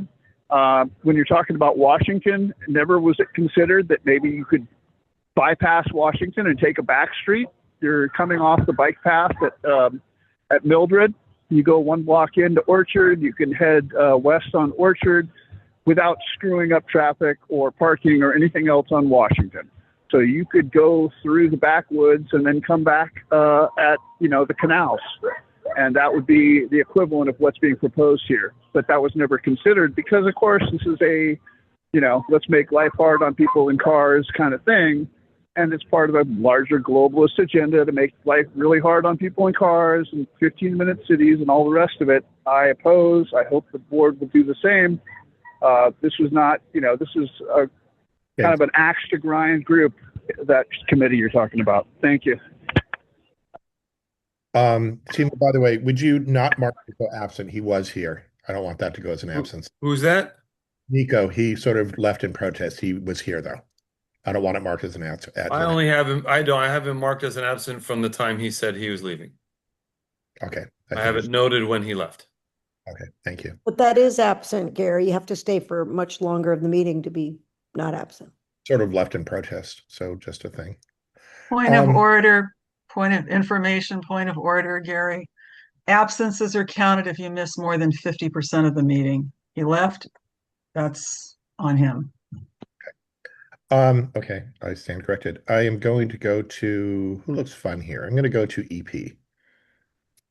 Go ahead. Hi. I'd like to agree with what Ian said. The board has to approve surveys. This was not reviewed or approved by the board. Was this survey only conducted on VNC social media, or was other people's social media used? Walgrove is not a great street to put a bike lane on. There is no room for it. And if anybody was watching the Mar Vista Venice Road Diet, per the city's own survey, there's less people using that protected bike lane after it was put in than before. Thank you. Okay. I'm going to go to Kalani. I agree with all the callers that preceded me. I'm against this. This survey was not done properly. It sounds as if it was very slighted to gain the result that they wanted. We went through this with the Mar Vista bike lane. I believe that I've come to the conclusion that any item of mobility on our roadways needs to be taxed, licensed, and registered, and subject to safety standards, that they need to have proper lighting, that they need to be registered, and that they need to be insured, because even a single wheeler can do tremendous damage to a senior citizen's ankle. We do not need bike lane protection. We need more responsible riders, because we are seeing an increase of tweens killing senior citizens on e-bikes because they have reckless regards for any rules. So we need to start regulating. Everything on our roadways must be taxed, licensed, registered, and insured. Thank you, Kalani. Then we'll see about the bike lanes. Thank you. Now we're going to go to, oh, that was Kalani. Going to go to Andreas. Hi, I just wanted to speak to a few things that I heard here. First of all, one item that wasn't on the presentation, we also went to all the schools, and so some of the responses may have come from schools. But foremost, yes, there are certain things that are mentioned here as e-bikes that are not really e-bikes. There are e-motorcycles. They go way too fast. They're put in hands of people that are way too young for them, and they will be regulated as of a anonymous mode by the state. Another thing that I wanted to mention, I also bike a lot. I bike exclusively. I feel safe where I bike, and but these bike lanes are not for me and not for Ian. They are for people that don't feel safe, for children and others that want to ride but don't feel safe enough to ride. Thank you. Okay, Solina.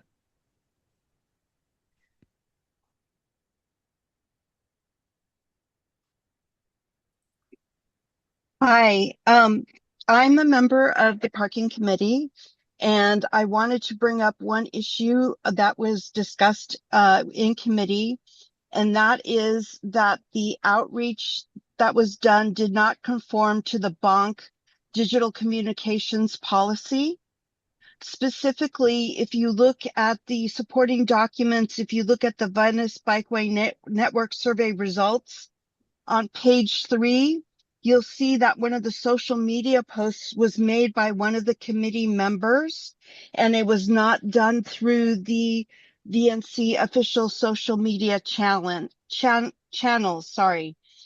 It also says that posts were made to Reddit, and that's not an official VNC social media channel either. I wanted to bring this to your attention when you're deliberating this item because there were errors with how the outreach was done, and that may have affected the results of the survey. Thank you. Colin.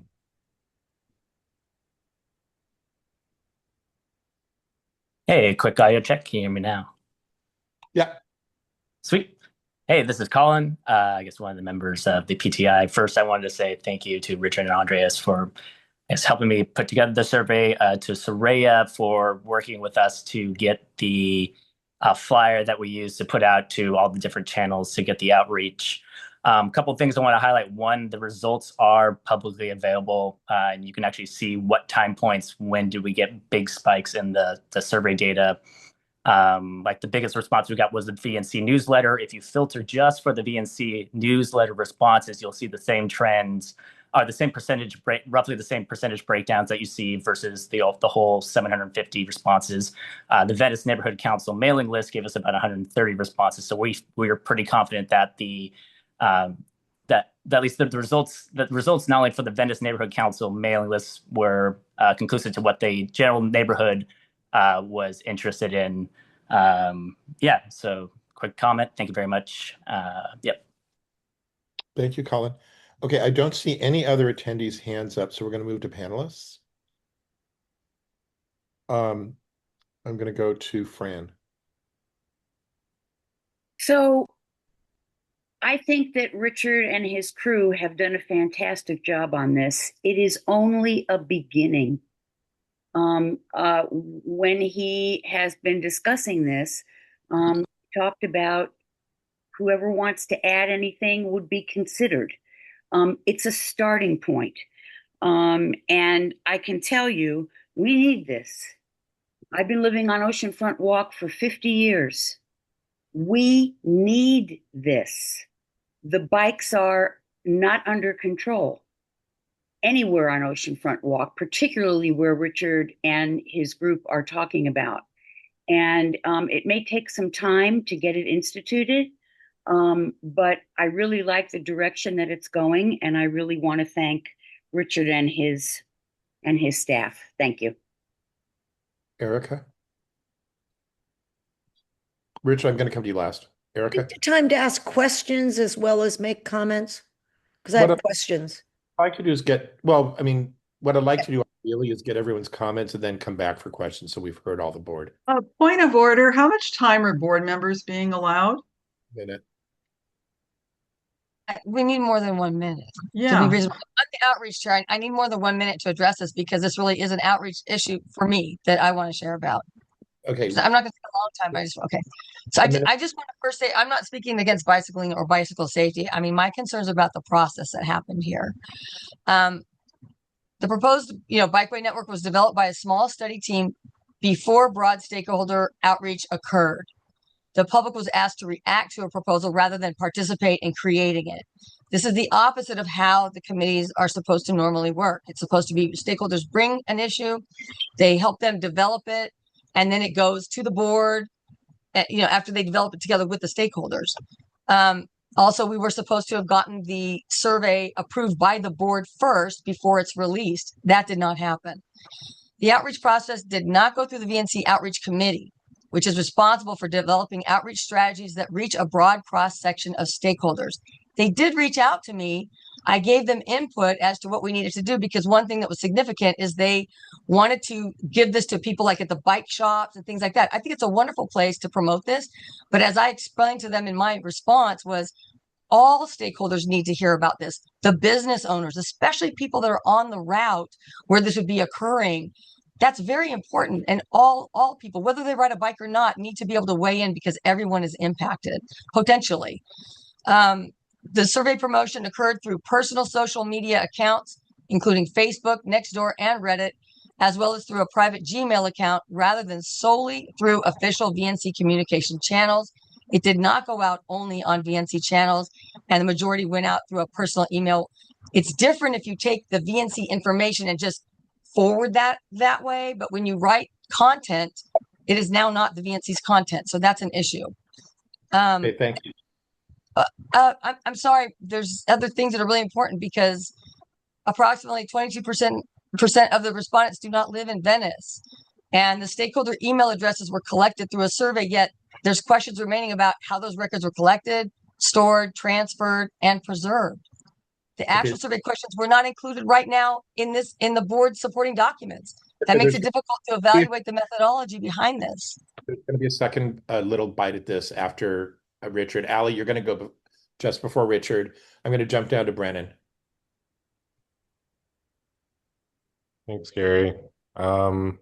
Yeah, setting aside the lessons learned on data collection, I just want to applaud the committee's effort in actually seeking the input of the community in a structured way, and then visualizing that data really well. So, job well done. Thanks.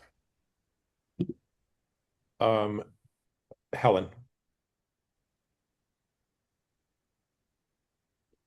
Yeah, the survey that's referred to was never approved by the board and was sent out in violation of the Blanc digital policy. That's undisputed.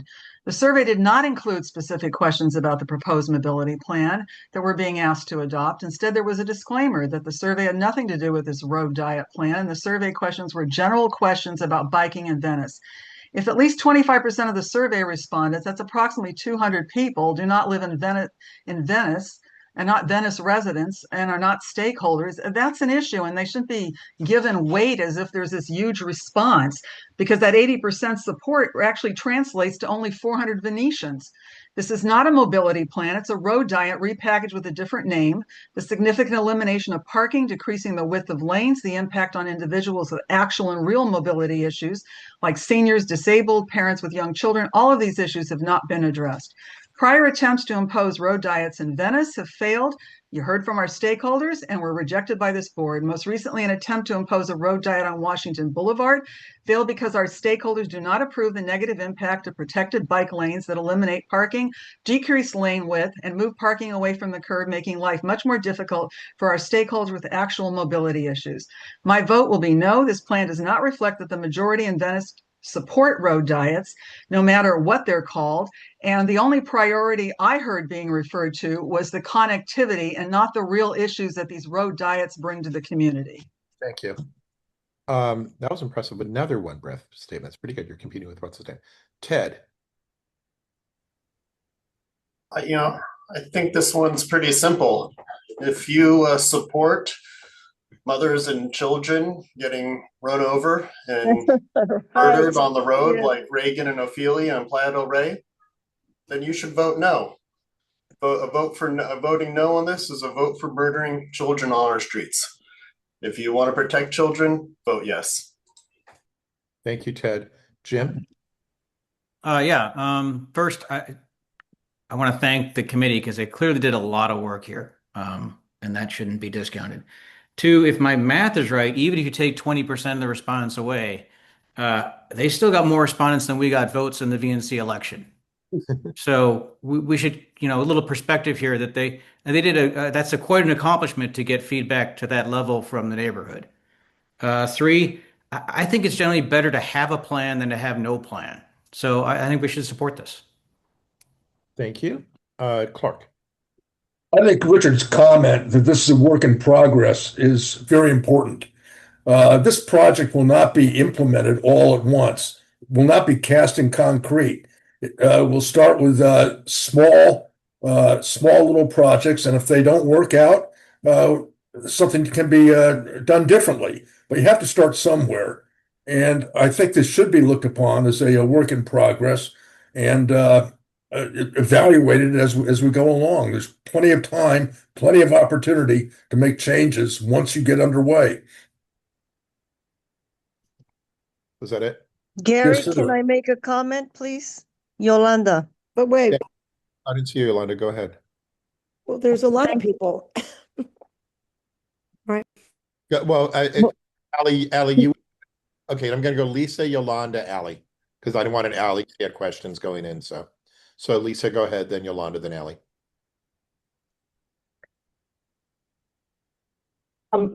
Ally's hand was up way before mine. Oh, Ally knows she has questions for Richard. That's why I she's know, going. but I want to make a comment too, but I want to ask the question first because it's information for everybody. Go ahead, Ally. I thought it was So, going to.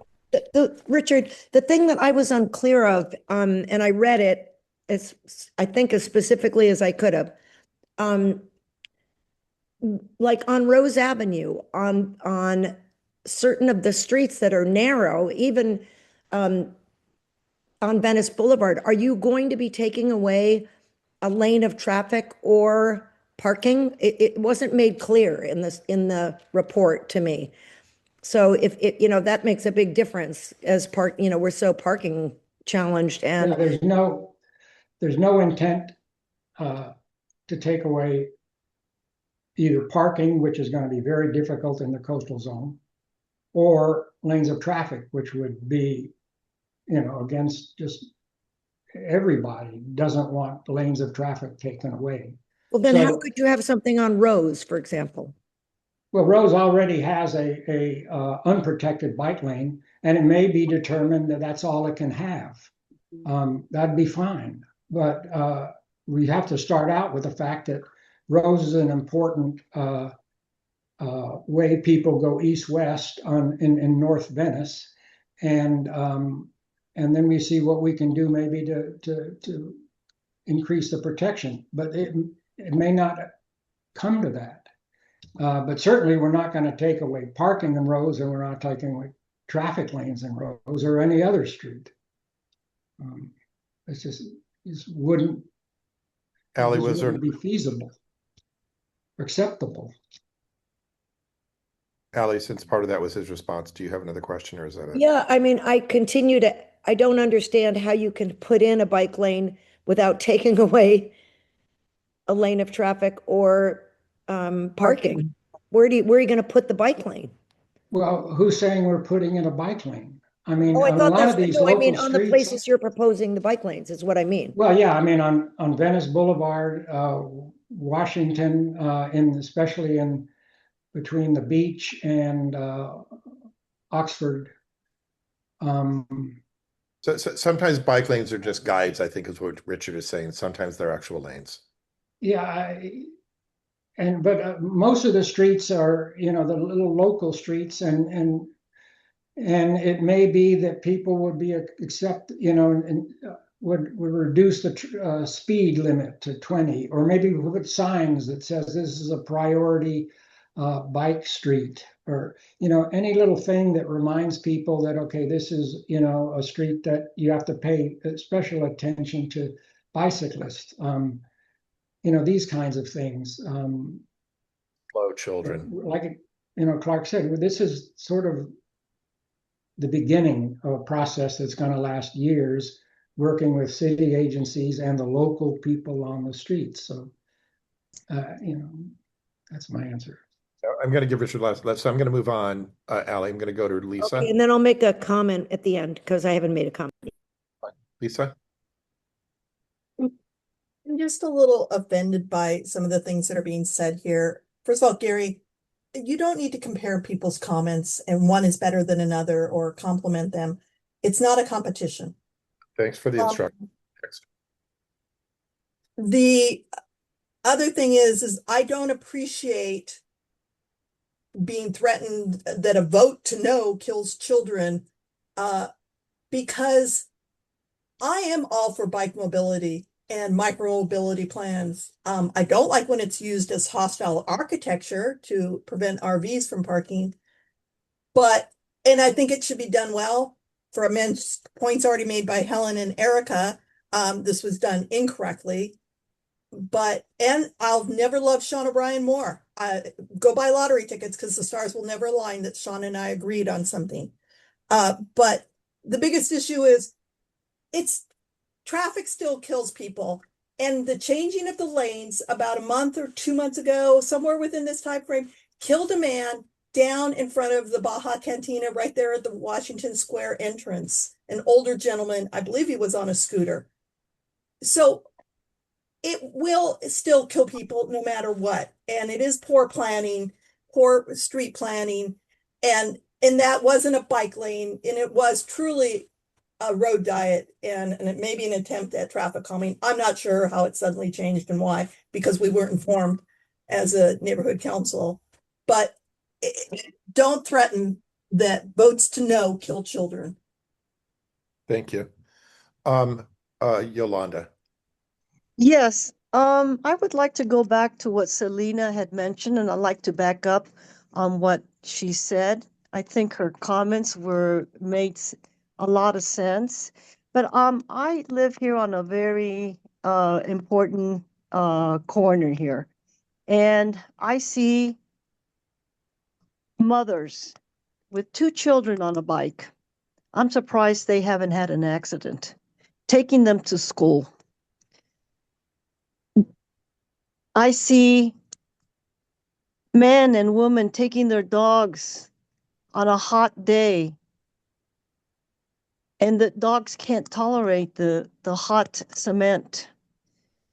But in a way, this is a way of getting in process of we need to set rules. And today, they don't even wear helmets. Before, when I rode a bike 10, 15 years ago, I was required to have a helmet to ride a bike to come down to the beach. So we need to set rules in place again. And I just realized something because I just got a new car, and we were trying to get insurance for the car.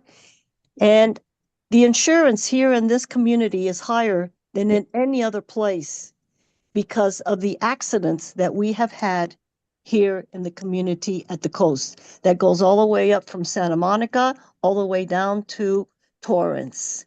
Thanks, Yolanda. And if we look at the amount of accidents that we have had, let's look at that, because I am not going to lose everything because of one guy or one man or one she, he, because they run in front of me. And then when the traffic backs up, the people who ride bikes try to overtake the cars. And I've seen so many bikers almost get run over, especially on Ocean and here on Abbot Kinney. But it's a way to start, and I think we need to start setting some rules on this. Thank you. I have a comment too. I ride my scooter, I ride my bike, I ride my motorbike, I ride my car, I drive my car. It is unbelievable. I'm always talking to whoever will listen, the police, Tracy, anyone. It seems to me that stop signs are, optional in Venice, and it's getting worse and worse. I ride my scooter literally a straight line past the post office, and I'm literally seeing people in cars.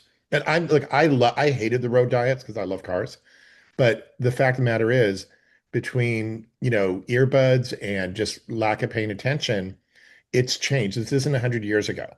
We're in a world now where we really need to rethink how traffic works, what people are doing. And I just find it to be really unsafe. I have a child, and I'm fearful every time I leave my area. Okay, and I got it in under a minute even. Allie, I'm going to go back to you and then to Richard. Okay, Andreas, I know that I've heard you speak about it, and I know how much you ride your bike and how wonderful it would be. It would be wonderful if Venice was like Amsterdam, but it isn't, unfortunately. It's a really driven, they took out the canals and they made it a drivable tourist destination, and there's a ton of traffic that comes here. So, we're talking about us. Venice is a heavily trafficked area, desperately needing parking. So, the issues, I don't understand when Richard says that you're not going to take away parking or a traffic lane. How can you add a bike lane and not change the traffic? It doesn't make any sense to me if it were possible, but I don't see it being possible. Making the bike path on the boardwalk, no e-bikes, no sand, all that stuff, and no pedestrians like Santa Monica. If we could add a pedestrian walk like Santa Monica did, we really should, because that's dangerous that people are walking on that, because I ride my bike on it all the time.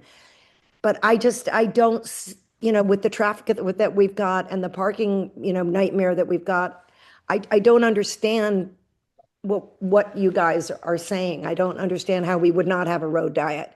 It just, if we added bike paths, we're going to lose parking and traffic. Thank you. Okay, and just to be clear to everyone else, Allie was really asking points of information early on. This was her this was her board Right, comment. I said that, yeah. I just want to make sure everyone knew that. Richard, the floor is yours. Yeah, I just like to make a couple of points. One on this bunk and this digital. I actually sent email to Vanessa Alvarado, our lawyer, explaining what happened, and she found no reason to think that the survey was, you know, corrupted. The other thing I would want to say is that no one is saying that every one of these streets is going to have a bike lane, a designated bike lane. I don't know where you got that in your head, Allie, or anyone else. But it could well be, like I say, that we just, maybe the people on a certain street wouldn't mind reducing the traffic speed. And that'll go a long way to make things safer. Or maybe we put a sign either, you know, marked on the street or posted that this is a special bike street, be more careful than usual. I doubt that more than a small percentage of these streets would actually end up with, you know, designated bike lanes. And the ones that do end up with designated bike lanes would not do that by removing parking or removing traffic lanes. I mean, it's just. Richard, can I ask a question? Yes. So, you know, just like, you know, all the sound bites that came in through kind of the, I think, I don't know, the Bush administration or something originally. Everyone's calls things a road diet. It felt like a road diet. The early ones that were put in with the stanchions across Venice, it really disrupted traffic. But do you have any of the statistics about what that did, if it made it better for drivers, better for riders ultimately? I'm sorry, can you say that louder? Wondering if the bike lanes that were put in along Venice, which, you know, candidly I hated at the time. But do you have any statistics about, you know, were they better Point for of order, Gary. As chair, you're supposed to be neutral and facilitating the meeting. You seem to be lobbying for this motion. It's very inappropriate, Gary. Ellen, you're inappropriate. Actually, you're out of order. No, I'm not out of order. I'm pointing out you're supposed to be chairing. No, but not. I'm not going to get an argument, but I will say you come from constantly making comments on giving your opinion on this. Mute so her. please stop it. Okay, I'm going to mute you. Point of order, Helen's actually correct. No, like I could get into how you run AdCom. I'm not going to do that. I'm asking Richard a question. I would like to know. She runs AdCom. Because you guys run it into the ground. That is an opinion, by the way. Ad hominem attack, Gary. That's another point of order. I'm going to file against you. Bye. Okay, now let's go. Thank you for the threats, Gary. It's lovely behavior by. Okay. Anyway, Richard, my question to you is: do you have any statistics about what those the ones along Venice and stuff, if it improved, if people, you know, getting hurt decreased or increased, if there were more accidents? That's what I'm asking. Are you there, Richard? Yeah, but I'm not quite sure I understand. There are studies that show that bike, you know, lanes, whether, you know, fully protected or 4 inches of white paint, does increase the safety of bicycle travel. I mean, that's pretty clear, but other than, and we also know that reducing speeds also increases the safety of both bicyclists and especially pedestrians. I'm not saying that all of these streets were going to get, you know, I'm just saying that, yeah, there are a lot of studies that indicate that certain things that you can do increase the safety of bicyclists and pedestrians. Okay, thank you. Okay, I guess we're going to call a vote now. Okay. This is a vote on old business. I vote yes. Gary, I'm going to come back to you. Helen? I vote no. Soraya? Yes. Erica? Nope. Allie? Not yet. Brennan? Yes. Clark? Yes. Jim? Yes.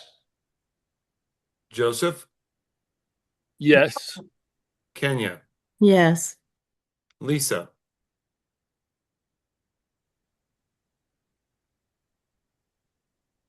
Lisa, you have to unmute. Oh, I think I have to unmute her. Sorry. Hold on. Sorry, can you unmute her? Lisa? Yes. Sorry, Richard? Oh, I'm sorry. No, you're good. You're a yes. Yeah, Sarah? Richard, yes, of course. Lisa, you're unmuted. Oh, well, thank you for unmuting me where I was muted illegally. Your vote? My answer is no. Thank you. Sarah? I think Sarah may have had, oh, you're there, good. You're muted, Sarah. Oh, Sarah. Oh, Sarah. I was saying Soraya. Sarah, you're not unmuted. Are you there?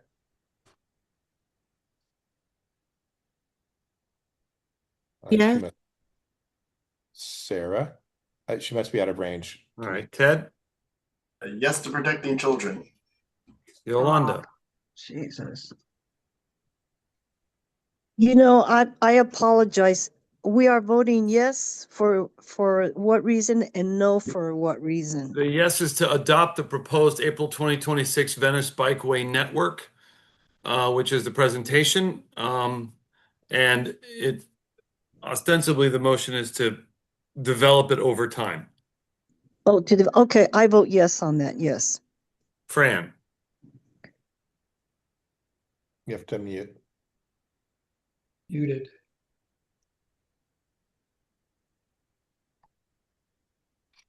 Yes. Coming back to Sarah one more time. Okay, I'm going to mark her absent. Gary? You know, I hate to appear biased, so I'm just going to abstain. Okay, motion carries. Thank you. Okay, the motion carries. What's next on our agenda? New business, budget and finance. Okay, we have, I don't know if people read the budget. Can you put the budget and finance mirror stuff up? And let me see.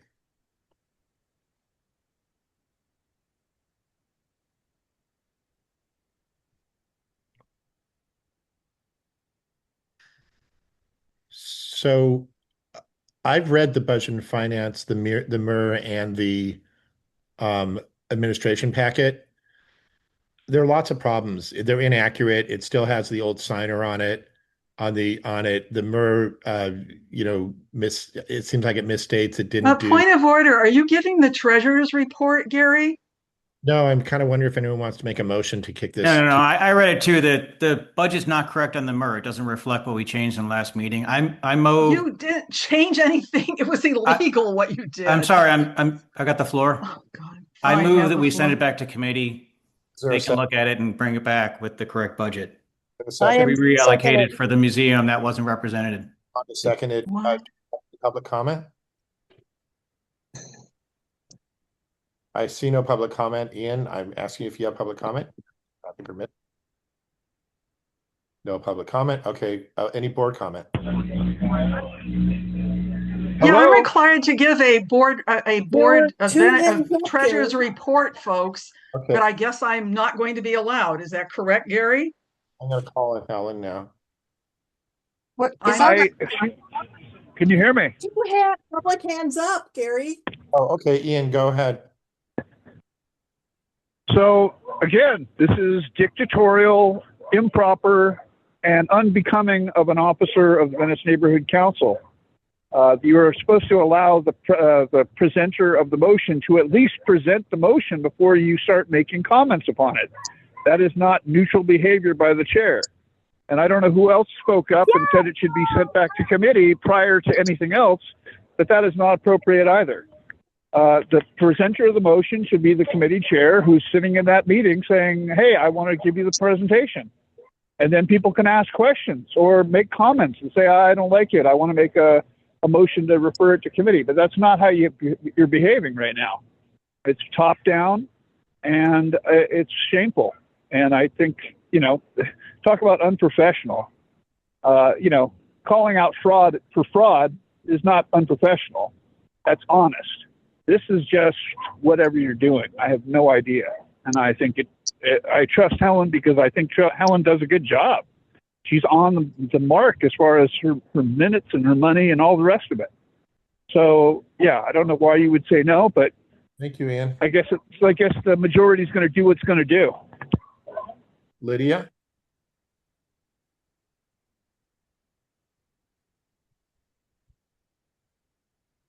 Oh, sorry. Lydia, go ahead. These little nuanced little tricks that is happening with this Zoom muting and unmuting, there should be somebody else handling that because clearly no one's learned from 2020. We've been on this Zoom for 6 years. Whatever's happening right now is so appalling. I can't even name it except for fascism. You guys picked up what Trump put down. This is some white superior shit. And why don't you get your skinny jeans unbunched, Gary? Thank you for your suggestion. Just be neutral. Can you do that? Be like Switzerland? Thank you.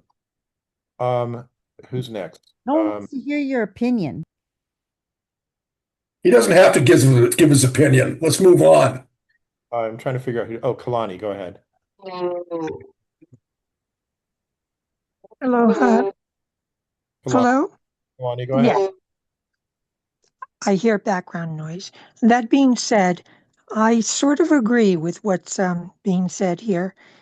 Gary, I supported you, but I'm having concerns that I might have hitched my horse to the wrong, my carriage to the wrong horse. You are running this meeting more like a Trump than Trump. Very dictatorial. When you stated initially when that bike presentation was done, you should not have commented that was such a good presentation. That is swaying the public inadvertently. You're putting your thumb on the scale. And I ask that you be more fair and judicious in the way you run this meeting. It's very chaotic. And, most neighborhood councils do not have high turnouts for votes. And it's because of the chaos like this. You need to present a more organized meeting. Thank you. Thank you. EP. I apologize. I stepped away for a bathroom break, so I don't really understand what all the commotion is about. I'd love a recap, but I don't think I'll get one. But I'd like to say that Selena could provide you with a road diet assessment before and after on Venice. There were more accidents. There were less bike riders. They took away over 50 parking spots. So if you're putting in bike lanes, you're going to get all of that. Thank you. Thank you. Zoom user, I think that's Scott. This is Scott. This is super disappointing, the way the meeting's gone tonight. I see the chair acting like an authoritarian. I'm disappointed in the council. I would think that you'd stand up for the stakeholders and make this as democratic as possible, but you've just given all kinds of universal powers to the president and usurping what our charter says, what our bylaws says. And I can't understand what's going on here. Why can't Helen just do her treasurer's report? I mean, why all of a sudden that's a problem? The public has a right to hear what the treasurer's report is. Now all of a sudden just someone motioning and silencing her.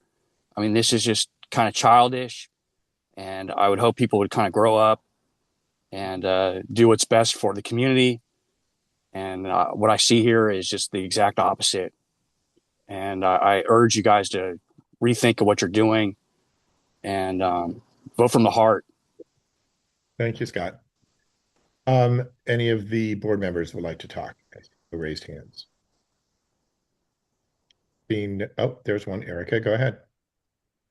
Hi, I'm just really concerned that we haven't heard the MER and that we heard an opinion from someone who's you're the chair. You're not supposed to give any opinions, to be neutral.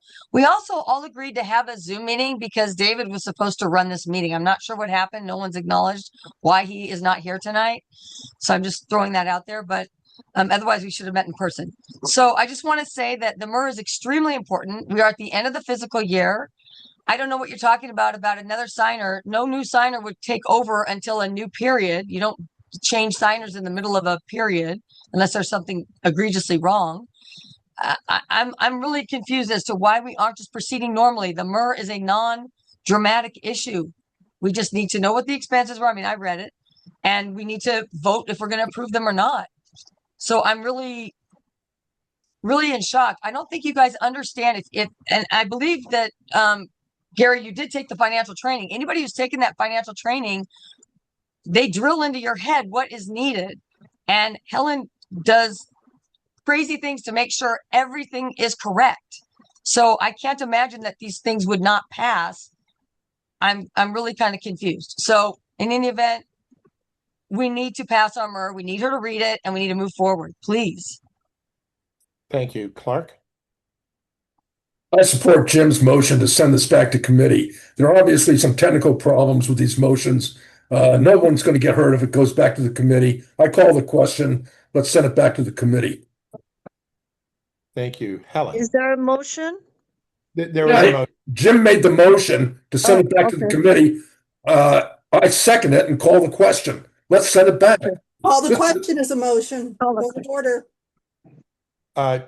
Clark, would you pull that back so Helen can talk by chance? Because it would take 2/3 to pass it if you do that. Helen's the last one to talk. Whatever you want. He just made a motion, call the question. I am absolutely appalled, Gary, that you are not letting me give my treasury report. You're making a completely misinformed statements that don't reflect reality. And fine, have it your way, send it back to committee and live with the consequences, folks, because there will be consequences if we don't have our MER turned in, if we don't have our admin packet turned in. But hey, Gary knows best. And so call the question. You got the motion on the floor. Go with it. Clark, will you call the question? Because if you pull it back, it's only 50% plus one. No, it's 2/3. It's 2/3 vote, Gary. Read your Robert's rules.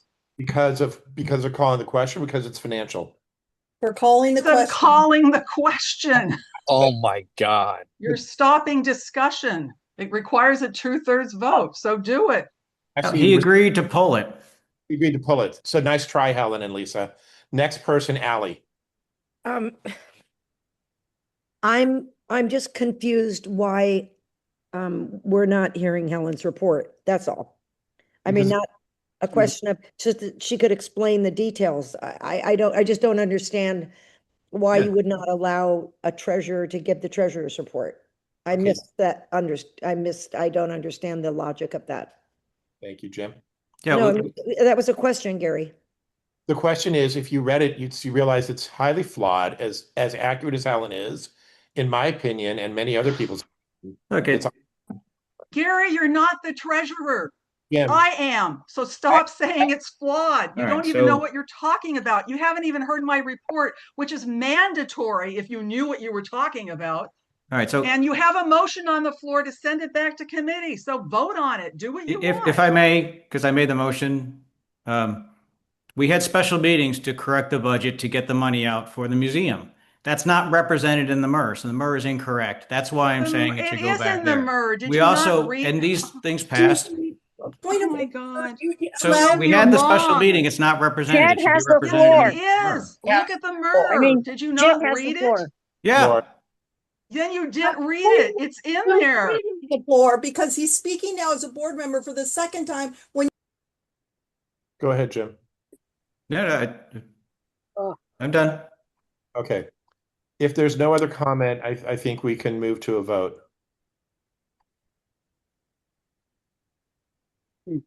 Tima? Is the motion to send the MER, just the MER? No, back to committee? to send the entire report back to the committee. Packet. The all A, B, C, and D to send it all back to the committee. Excuse me. Jim made the motion. Jim, could you clarify your motion, please? It's the MER and the admin packet. Both don't represent the last meeting. So the motion is to send items 1A and B back to committee. Correct. Has been up to speak. I haven't been called on. Tell the chair. Go ahead, Lisa. Lisa, go ahead. As you might know from your inexperience, that the reports may become flawed, but again, mandatory that a treasurer is required to give a report at the meeting before the fiscal motions take place. And if you allowed her to speak and give her report, you might have learned why there are things that don't seem the way they are. She checked with the city clerk's office.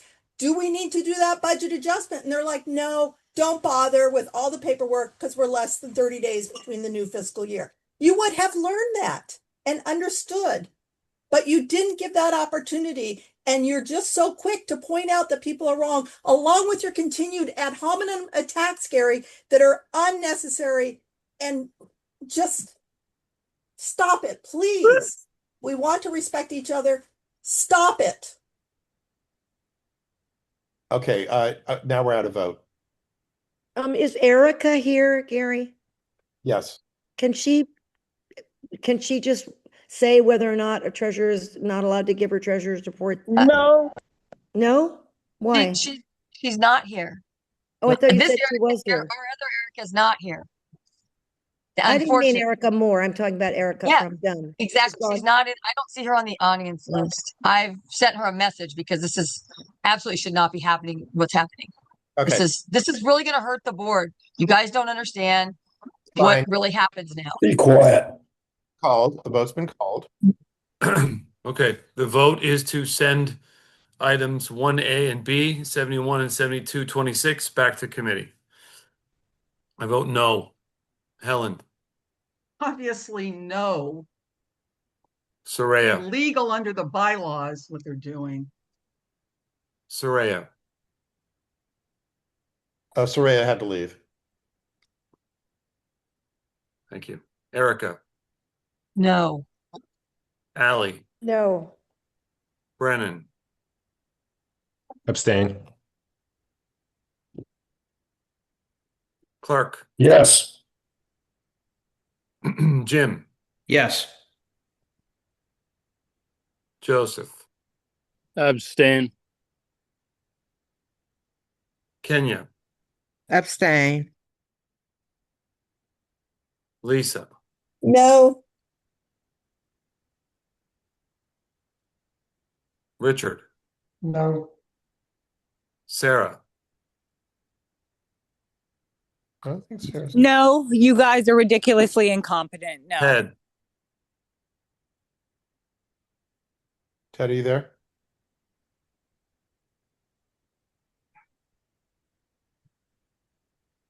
No, Ted, go ahead. Okay. Yolanda. Yes. Fred. Abstain. Motion does not carry. We will listen to items 7126, 7226, and the treasurer's report to start us off.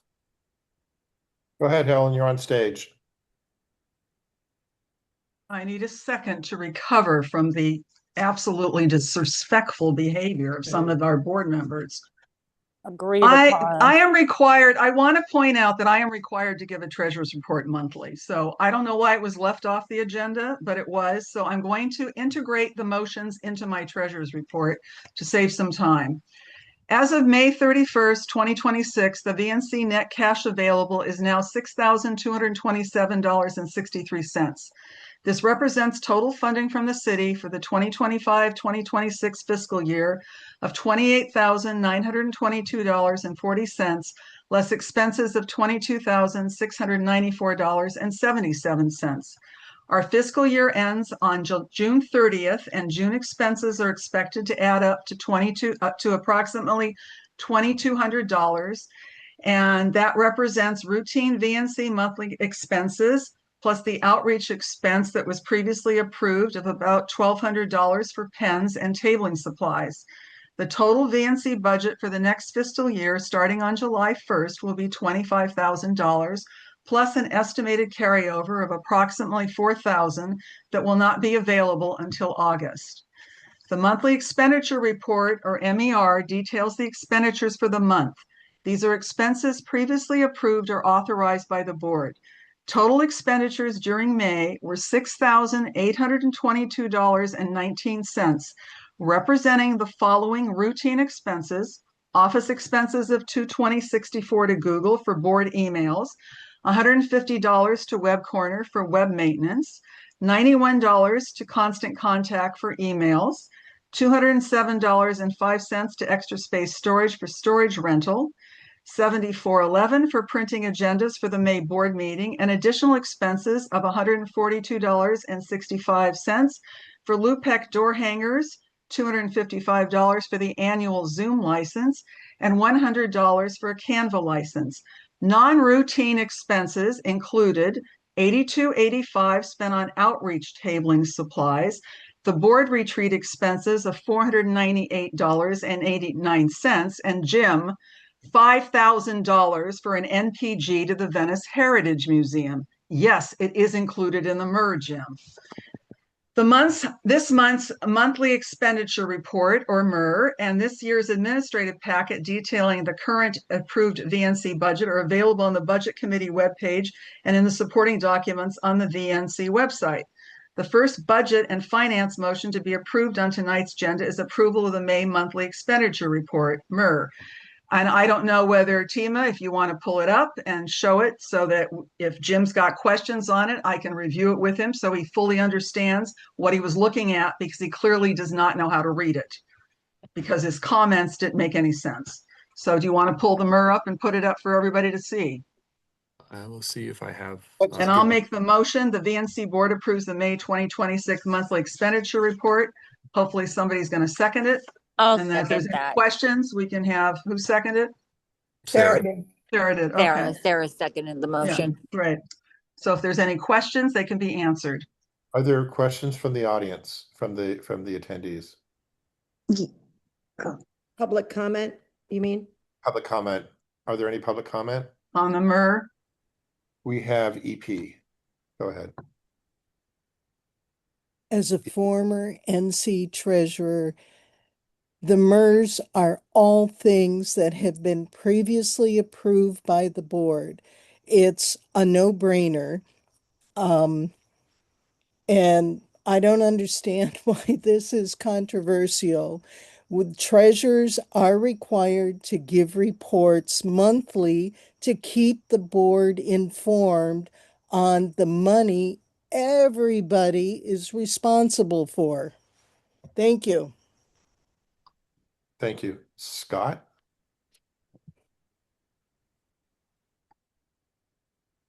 Is that Scott? I think it's Scott. No, it's Scott. Did you just call me? You just call me? That's I did. Ian. It's Hello? Scott. It's Scott. Oh, never mind. It's Scott. It's right? Yeah. You guys all know Helen. She works really hard. I feel like she really listens to the stakeholders. I trust her. You know, please give her some respect. The way you guys are treating her is just unbelievable, abominable. Yeah, and so I think we should pass this. I don't even need to read it. I just know Helen. She's trying to do her best. And please just pass it. And the chair responsibility is to just listen and let the dialogue kind of take place and not kind of just chime in whenever you decide and silence people. It's just really disheartening see your behavior. And so I would hope you would, change that and be more of a role of a facilitator, not somebody who's got to push down the gavel whenever they decide. We need to encourage dialogue. We need to have conversations. And what I see is a lot of silencing and favoritism. And I don't appreciate that as a stakeholder. Thank you. Kalani? I agree with the last caller and the caller that preceded him. It should be known she was a long time treasurer for another neighborhood, West Side Neighborhood Council, a respected treasurer. And we should respect what Helen just did. Apparently, somebody misunderstood what was going to be given in the MRR, and this entire chaos occurred because of it. So somebody owes Helen an apology offline, not while we're all here to be witness to the show. But thank you, Helen, for your clear, concise MRR, and I agree with what's been said. Gary, you need to be more of a facilitator instead of someone who you're coming across, even on Zoom, as playing favorites. That's not good. Thank you. Thank you, Kalani. You are one of my favorites, actually. Let's see. I'm going to go to Ian.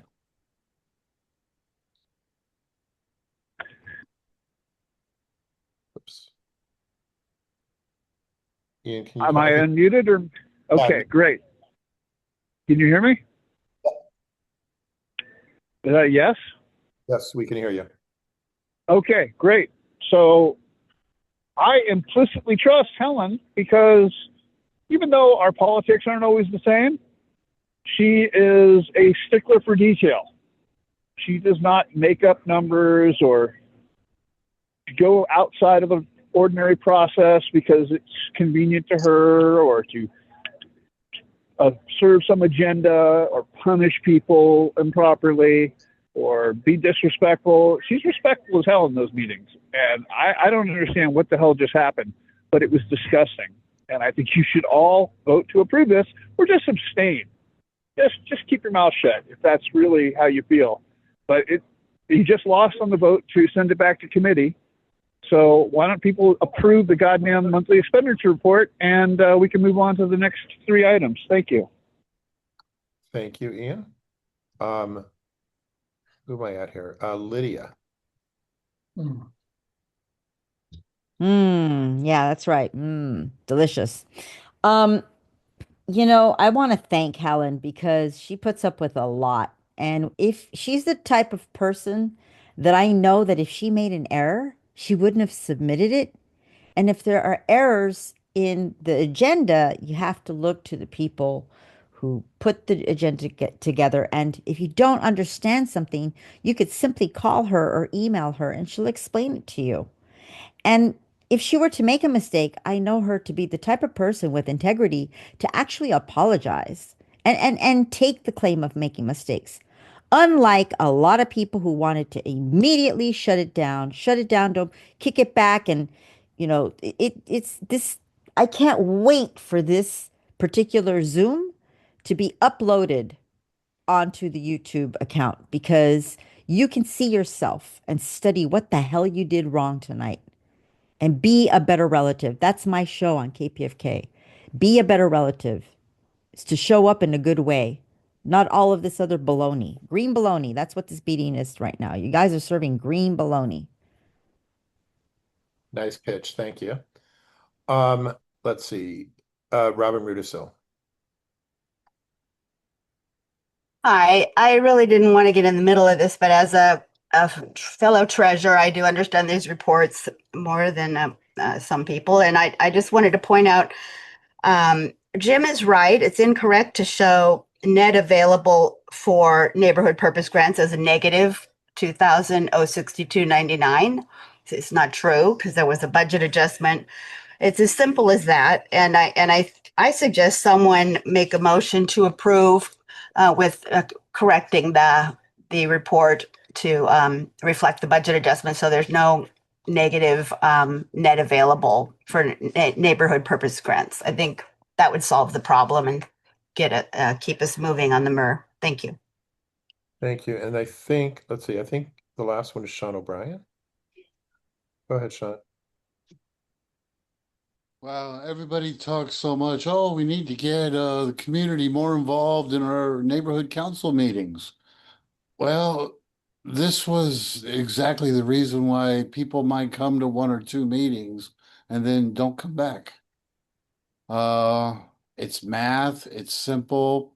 Robin knows more than I do about this. She had a simple fix. It's shameful what you guys did to Helen. Thank you. I hope the rest of the meeting goes better. And be civil. I would ask that of specific people too. Thank you. I think EP, you already talked. So I'm going to move on to, am I wrong? Did EP talk on this? Or not. Go ahead, EP. I just want to say the MER is generated by the city by what's submitted to them. And the only things that are submitted to the city are board approved expenses. Thank you for letting me speak a second time. Thank you. Okay, Allie. You have to. Oh, sorry. I was just wondering if I could make that motion that Robin said and just hear Helen's response. I don't understand it, but I know that Robin is respectful, and I just would like to hear what Helen says about what Robin said. Would you allow Robin? Well, I can tell you what she said. What she basically said is this MER is incorrect, and we'd like to correct it and make that the addendum. She mentioned one thing specifically, and could Helen respond, and then Robin, do you want to make? Yeah, it was to make a motion to approve the MER with the correction for the budget adjustment so that there's not a negative net available for neighborhood purpose grants. Can I make Point of information, guys? Point of information. I'm just unclear when Robin Rudisill became our 22nd board member and is making motions at our board meeting. Yes. What is happening, guys? Is public comment over? Yeah, public comment is over. We're now into this. Allie, are you making that motion? I'll second it. Okay. Yeah, I don't really know what it is, but I'm making it. I just wanted to hear what Helen had to say about it, because I don't understand it. Perhaps the chair will give me an opportunity to speak as the treasurer. The MER is printed by the city, and I had a discussion with the city when they cut the check for the Venice Heritage Museum. I said, do you need me to do a budget adjustment? And they said, no, you don't need to, partly because it's the end of the year and it's a whole bunch of paperwork. So I don't see the point of the motion at all, because it's just going to be, we're not approving the MER as it was presented by the city. I don't create this MER, folks. It is generated by the city. So if we don't want to approve it as it is, then fine, don't approve it, and we'll have an unapproved MER, and we'll just have our funding delayed. And that seems to be what a few people want. Thank you, Jim. So help me understand, because I think this is why it's important. My understanding was that the neighborhood purpose grant portion of the budget being off was such a huge deal that we couldn't submit for the museum, and the museum money wouldn't go through. Right. So much so that we had a special meeting to adjust this, which we did. We all took time out of our lives and we changed this part in the budget. And now I'm hearing from what Lisa said that the city doesn't care. They don't want us to change it, and it's going through as is. So is it a big enough deal that we had to have a special meeting, or is it not a big deal? Which of those things is true? Why did we have that meeting? Those we all special agreed to send the money meetings to the were museum. called by David. He got how do I put this? I have a good friend who always says the first three letters in assumption are. You can fill in the blank. He didn't ask the questions. He just went ahead and made a lot of assumptions and started doing things right and left and calling meetings, calling special meetings. So that's on him. I'm not defending his So behavior. why wasn't it Yeah, submitted you then? wasted your time, folks. Why That's wasn't it what submitted? happened. So I'm just confused. I'm confused. Actually, I don't understand. Why wasn't You it submitted? wasted your time. Ellen, maybe you can help me out. Ellen, maybe you can. I do have a question. So everyone else is just jumping in. Is anyone going to hold them out of order? We're just all jumping in now, guys. Is that what we're doing? I'm the chair. Helen, I have some. Congratulations. Are we all just jumping in now, or are we being recognized? I get it. I get it. I get it. I get it. Congratulations that your son graduated something. Helen. What kind of snarky remark is that, Gary? Why are you doing that all the time? Blaming her child. Helen, my question Why is, are you making a remark like that? And someone else's child. Ask a question, period. You can't ask a question. You have to be snarky about it. Helen, you are abrasive and rude. No, you're being rude, and you've been rude. Your chairing is incompetent. You are incompetently chairing this meeting. There's a motion on the floor. I've answered some questions. Frankly, your questions don't make any sense. You're out of order. My question is, given that the city generates the myrrh, do they watch our come up with that? Do they what? It's the only thing. Who's doing that? If the city generates the myrrh, which you said very clearly here, that must mean they listen to our meetings. How do they get the inputs for the myrrh? They don't listen to your meetings. What the myrrh is generated from the invoices that are submitted, the check requests that are submitted, the invoices that document the credit card charges. Gary, who do they submit? I don't think anybody here needs a full lesson on how the myrrh is generated. Well, obviously some people are confused. Well, I think the question was answered. It is not important that there's a negative balance in the NPGs. The city generated this. All they want to know is that we looked at it and approved it as is. If that's not comfortable for you, then don't approve it. And I will tell you again, and I will say it more than once, David Feiga wasted your time, but that's on him. I have nothing to do with it.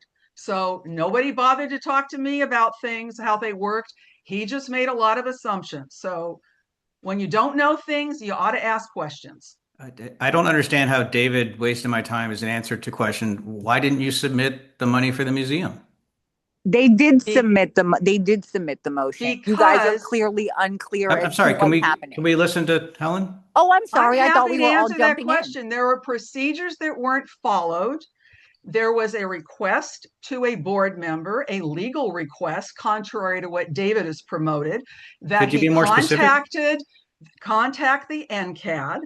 The board member did not do that.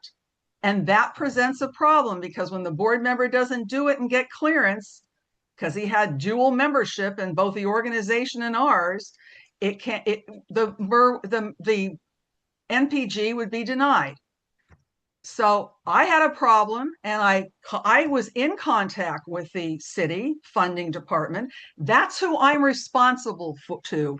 You guys may think that I'm responsible to you as a board, and if you vote an illegal motion, I as treasurer, and it's an illegal funding motion, I have to say to the funding department, hey folks, it's all okay. No, as a treasurer, I have a fiduciary responsibility to let them know when procedures aren't followed. I sign off on that. That's something that I submit with my signature on it, saying everything's been done right and things were not done correctly. And that was my objection. I was working with the funding department. David just bypassed everything, started sending things into the funding department. Of course, they got rejected because he's not a signer. Neither is Tima. Neither is, I don't know. I can't remember who else signed on. There were several, Gary, I don't know. There were a bunch of people who tried to sign things. That's not what BACs are. They're funding documents, and our official signers are outlined in our admin packet. And they don't get changed willy-nilly. But all of that is on David, not finding out what the rules were and how things were supposed to be done correctly. And once those hurdles were cleared, you still didn't submit it. Guys, I submitted it. How do you think they got their check? They've already cashed it, for heaven's sakes. What are you talking about? Erica Dowdy, you have the floor. Everyone, look, I had hopped off, but I am hopping back in, and I'm very surprised to see that this is going this far into discussion. But so with that being said, I came midway. Maybe I popped in like 3 minutes ago, so I missed a majority of this. But I just want to clarify that yes, in fact, these MERs are generated by the city. And then there is I heard some comments or questions related to about why was there a special meeting? I mean, and as it relates to the administrative packet. So as you all recall, at the very start of the fiscal year, or at the end of the previous fiscal year, you're asked to submit an administrative packet to identify the categories on how the funds will be spent during the following or the current fiscal year. Whenever there's changes in a category, for example, within neighborhood purpose grants, if you all allocated about $10,000 to neighborhood purpose grants and MPGs come before the board that go beyond that and it was approved, there then must be, it's required by the city clerk's office for there to be a movement of funds to ensure that whatever the board is approving is in fact reflected on the NC funding dashboard. So that is my understanding of why partly this special meeting was called, is so that way if someone's adding up all the MPGs that the board approved, and then they look at the NC funding dashboard, they can see that it's consistent. Yes. Erica, can I ask you a question? Two things. Also, in a special, without everyone jumping in, that was there, and it doesn't appear to be on the MER and in the administrative packet for the next year. Someone was removed as a signer, and they were still put on as an administrative packet now, and that's what people are complaining. That's what you missed out on. Okay, I'm sorry, say that one more time. So someone was removed as a signer, but they're still included on the administrative packet for next fiscal year? And then the purpose grant for it comes out at a negative for purpose grants when the money was voted to have been moved on, but it doesn't show up on the MER from what I see and what Jim sees. I mean, it could be that perhaps that wasn't caught on time by the time that this MER was generated, but that doesn't mean that possibly it's not going to be reflected in the next MER. And the concern about the signer who's no longer a signer being listed, isn't that? Well, is that, Jim, what you were kind of going with? assuming that there is proper procedure and that new signer was formally appointed, then yes, technically for the next current administrative packet, then they would be listed. Thank you. Now you can answer, Helen. I'd like to address Erica. No, the proper procedure was not followed, and it is followed by using the admin packet. You just don't willy-nilly change people. They were not, you can't suddenly become an official signer without having taken training, there was no way that anybody was going to be named as a signer on the 31st of May and be able to sign off on a BAC the next day. I mean, this is getting ridiculous and we're wasting a whole lot of time. It's 9:20. We have a motion on the table and I'd like to move along. I did have the training and that's why they put me on. And Gary, if you had the training, you would be a lot more informed than you've been so far. Stop with the insults. You do this all the time. No, it's not insulting. It's a factual statement, I'm sorry, Gary. Helen and Gary, 1 second, please. I would state that, yes, if in fact there was changes to any of our financial officers, including the treasurer, as long as the newly appointed board member, the newly appointed financial officer had the financial officer training, they could in fact proceed with whatever those responsibilities are. So it could happen. Now, Helen, to your point, if whether or not this was done correctly, I can't speak to that, but I will remind the board that with just like anything else in the administrative packet, once it's submitted, it can always be updated again at any point during the year. So come next month, let's just say the city clerk's kicks it back and says, well, wait a second, you all appointed a new treasurer, a new financial officer. This is not correct. Then it would get pushed back to the board. And if it doesn't, then whoever was listed on there would continue being the treasurer as long as that they were, formally appointed as such. So Erica, I think Erica, just to correct it, I'm an elected treasurer by the stakeholders. Erica, I think, yes, she is the elected treasurer. The other, I can't be removed. the other signer, to be clear, Erica, the special meeting was to remove the other signer. I'm trying not to say their names, so not to embarrass them. But and when they asked for other signers, I was the only person that actually had the financial training. And what I said is, I'll take that position and then the other two people who they'd wanted, they can, because there's a new yeah. Why are we discussing the admin packet right now when we have a motion on the floor about the MER? Could we stay on one subject and not wander off to other things? It's on this both. Is getting the motion's on ridiculous. both. It's so Erica, off topic. I'm just giving you the context. So what Well, happened, your context is off, Gary, and let's move on to the motion that's on the floor. Please chair the meeting properly. Let me chair the meeting. You can be the treasurer. Let's put our hats on. Erica, so that's what happened. There was a special meeting. The two other people that they wanted didn't actually have the full training. I did. I said, I'll do this until they get the training. Yep. As you know, there's a new training module for July, which I've also done as I take the test, but I believe the other two people will be qualified. In terms of the MER, because there was a big conflict because there was an issue with the two signers actually signing it to the very last minute. That was part of the meeting also, and that's what forced the issue. So that's the context. I want to give Erica one more moment to respond because Erica, I'm going to talk to you offline, okay? Because this is getting way ridiculous, and there's way too much stuff being thrown out as being the facts, and they're not. So sounds good. All I can say is I had a long conversation with Melvin Canis. He's the head of the NC funding department, and everything I've done is just fine with him. So let's leave it at that. Jim, do you want to say something as a last word because you made this motion? I have my hand up, guys. Okay, you go, Sarah.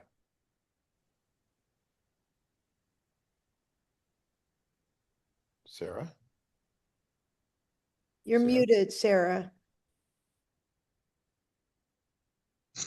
Yeah, I find this to be, I don't even know. I don't even know if we've had a worse meeting, a more off track meeting.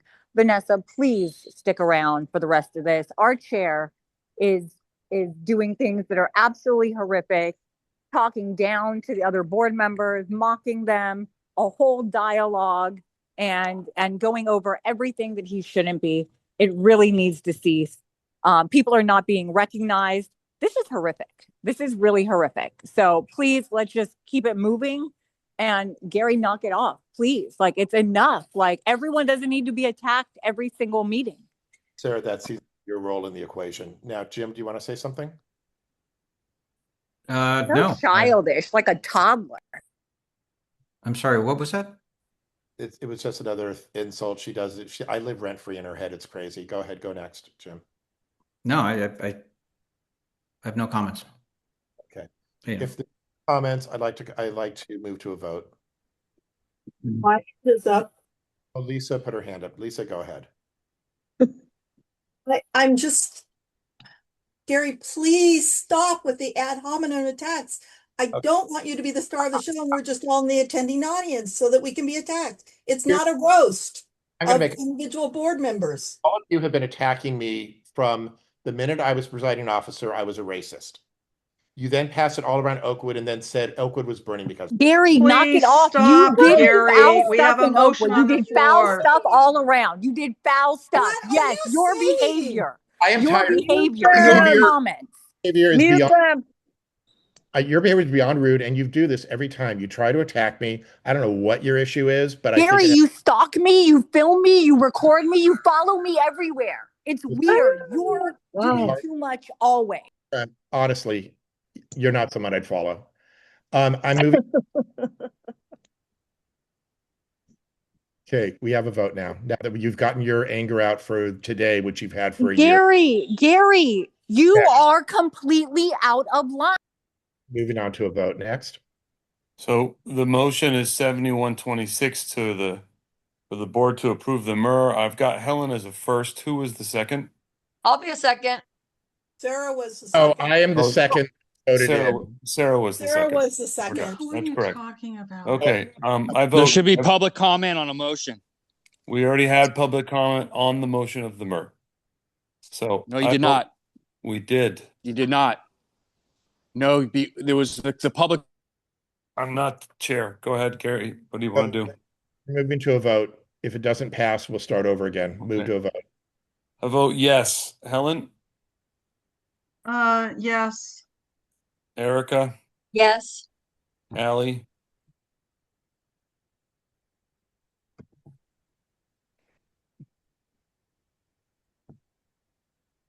Allie? I think she's Allie. not right there. Allie. I voted yes, but I was muted. I'm so All right. Brennan? Do we see Brendan? I think Brendan's gone. Okay. Clark?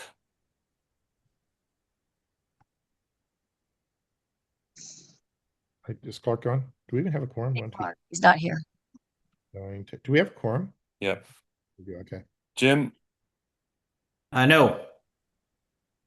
Joseph? Yes. Kenya? Let's see, Kenya. He's gone. Lisa? Yes. Richard? Yes. Sarah? Yep. Yolanda? No. Fran? Yes. Gary? Dane, Ted's here. Sorry, Ted? No. No. Gary? No. Give me a moment to tally.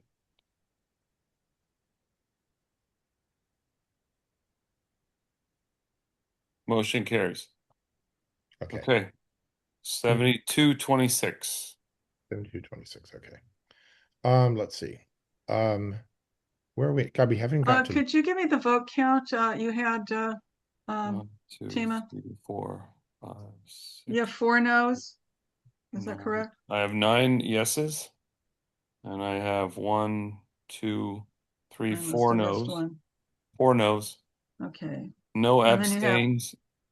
And that would be You have 8 absences? 8 absences, correct. Okay. Okay. Tima, was that all Thank of it? you. No, that doesn't add up right.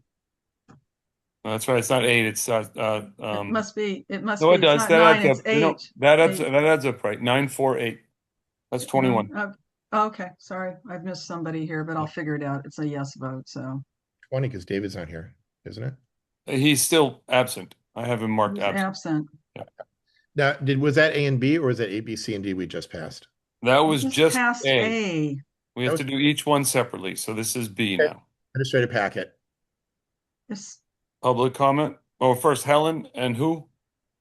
Someone Did has. Soraya vote? I'm sorry. Is Soraya absent? Is she Soraya here? is absent. That's correct. Okay. So, all right. I'll check the vote count with you later because something. Oh, I got it here now. I've got Okay. it right. Okay. Sorry. You make the motion for the administrative. Okay. All right. Helen, The motion for second 72. motion is, and I will continue to try and give my report.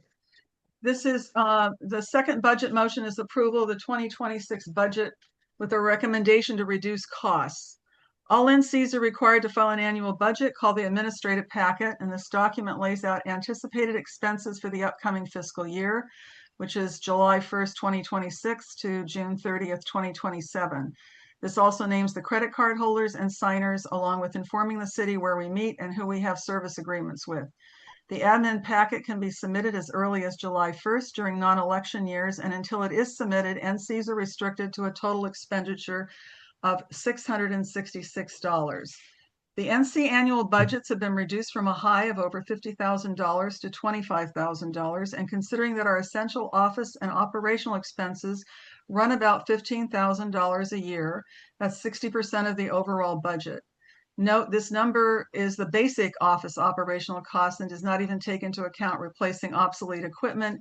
And considering that another 10% is being spent on outreach between $2,000 to $3,000, Budget and Finance is recommending that the board take a serious look at reducing operating office expenses by moving board emails to Web Corner or another suitable email service and holding meetings at city-owned facilities.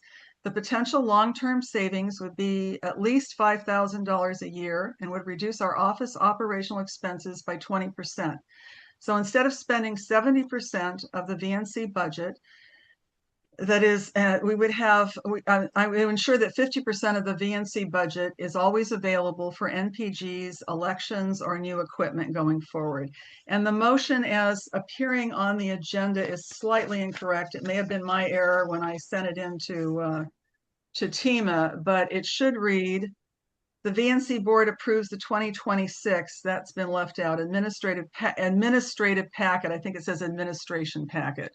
So it's adding that 2026 to 2027 administrative packet and improves the budget committee's recommendation that costs be reduced by changing board emails with Google to a less expensive option such as Web Corner and by changing board meeting locations to a less expensive meeting location. And I want to add that when changing locations was explored previously, the board was misinformed regarding cost of using city-owned facilities. As a city chartered entity, the only cost to meet at a city-owned facility, such as the Penmar Rec Center or Oakwood, would be nominal costs for janitorial overtime. It wasn't what was presented to the board last time we looked at this issue. And I've made the motion. I hope somebody will second. I second. Okay, thank you. So Public do you want comment? to start with the admin packet with the budget itself and bring that up so we can discuss it? Well, we have public comment. Okay, well, I think you might want to pull up. Can you pull up the I admin can. packet? Give me a moment. Yep. Okay, I think it'd be more helpful. First, I'm going to go to Nick first because he's the top tonight. Go ahead, Nick. Do you still have a quorum? Yes. I'm seeing 10 on the screen. You should have 12.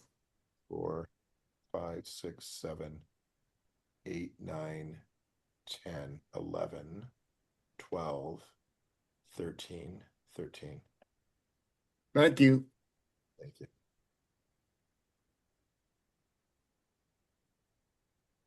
Okay. I'm going to go to the people of California. And can I ask everyone to have their cameras on? That was a request from one of the attendees.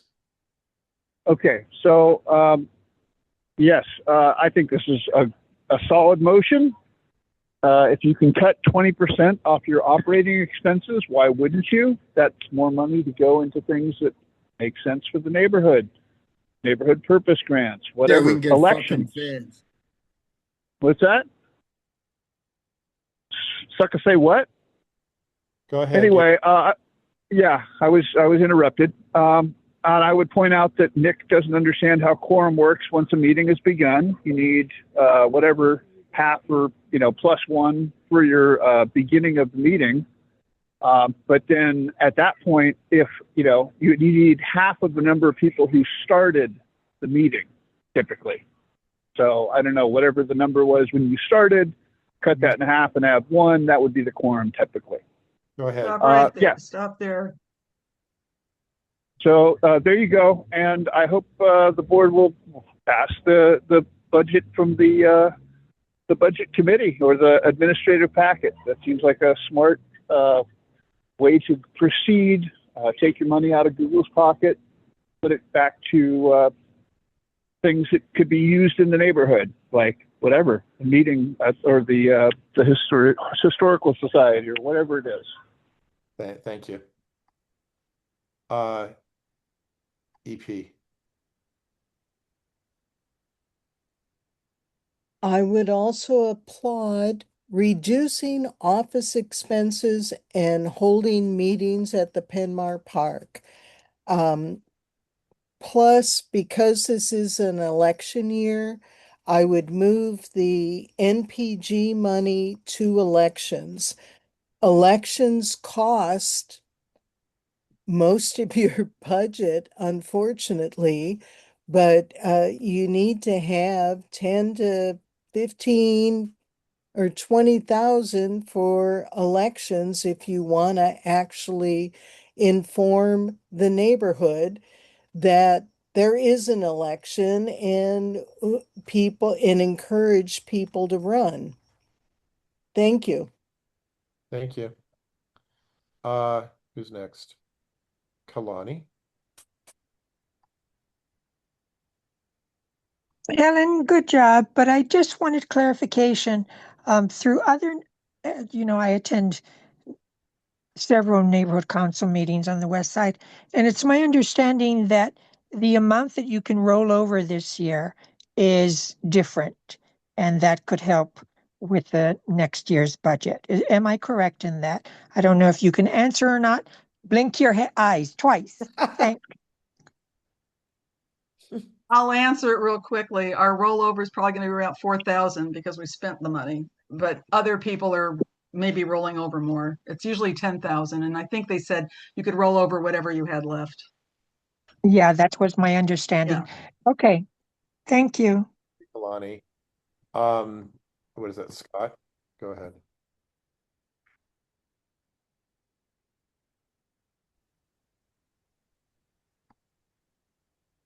Is that Scott? Yeah, I got it. Sometimes it's hard to find the mute button. First, I want to just say thank you to the treasurer. She does an amazing job. I think everybody on the board should thank her. She really puts her heart into it. She knows it by detail, like Ian said. She's by the book. She does an incredible job. And it's disappointing to see her kind of being picked on here. And so I would hope you guys would change your tune. I don't like people making remarks about other people's kids. That's just outlandish, and that needs to stop here and now.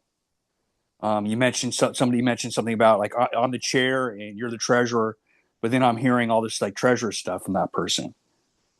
And so, you need to just step back and just try to just facilitate and let people have dialogue. And then when people are interrupting each other, then you step in. You say, let that person speak, finish, and then I'll call on you next. But what I see is a bunch of silencing, and I think this is grounds for why we should not do these meetings on Zoom, because it's slanted, it's uneven, it's not fair. And so I highly suggest that the board figure out a spot so that we never have to go through this again. Thank you for the time. Thank you. Deb K. Oh, Deb, got it. Go ahead. Hi, Deb K. I just feel like first of all, thank you very much for presenting everything so clearly. I'm glad that we can move forward and approve these things so that you guys can move into the meat of the meeting. I want to say something in defense of Gary. It just seems like you guys have it in for him.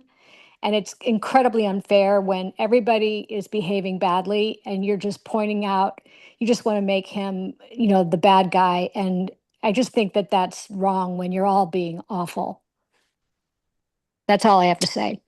Thank you, Deb. Erica has her hand. Erica, don't I just leave you open? You can go ahead. Thank you, Gary. Yeah, I usually don't like to unmute myself unless I'm recognized. So that's why I always raise my hand. I just want to, given that it's 9:40, I'm listening to public comment. I would just like to remind the board that whatever public comment is being given needs to pertain to the agenda item. I think there's a lot of comments being made about individual board members. I would just ask Gary if you can help move us along in that way. Thank you. That's my fault. I apologize. Okay, now I'm going to go to board comment. Oh, yeah, board. Okay. Wait, did I miss something here? Erica, EP, you already spoke, I think. So I'm going to go to board comment. I don't see anyone's hands up. Are anyone's hands up? What are we voting on? You know what? EP really wants to talk. Go ahead, EP. I just want to say, there is so much back and forth. The chair is a neutral person who's running a meeting, and that needs to be done. And everybody needs to stop with all this BS going back and forth. It's not good for the public. It doesn't make anybody look good. And you got to stop it. Thank you. Yeah, I appreciate it. Okay, now I'm going to go to, there was a hand up. I can't see who it is. Where is it? Oh, Erica, go ahead. Erica. Hi, I just wanted to speak on the packet and say that we definitely are having to be really slim, because for me right now, it's showing that for all the town halls, I have a $500 budget. That is totally not realistic, especially because the RV town hall is going to be happening and it's definitely going to be more than $500. But my point to you is simply this. We really do need to look for ways that we can be creative to cut our costs. We have done that in the past and we can do it again. I think that we definitely need to consider this very seriously, because we do have an election year and we have very little money to work with. We need to be very smart about how we spend our money. I will definitely be paring down what my outreach is, and that's part of the reason why I stocked up on swag now, so I don't need to buy any swag in this next term. But we have a lot of things coming up, and we also have the tsunami town hall, or it's actually the drill with the fair. So there's a lot of stuff coming up in the future. So please consider voting yes on this packet. We definitely can make adjustments, and we'll have to make adjustments as we do every year. We take money from some places and move it over when needed. So thank you so much.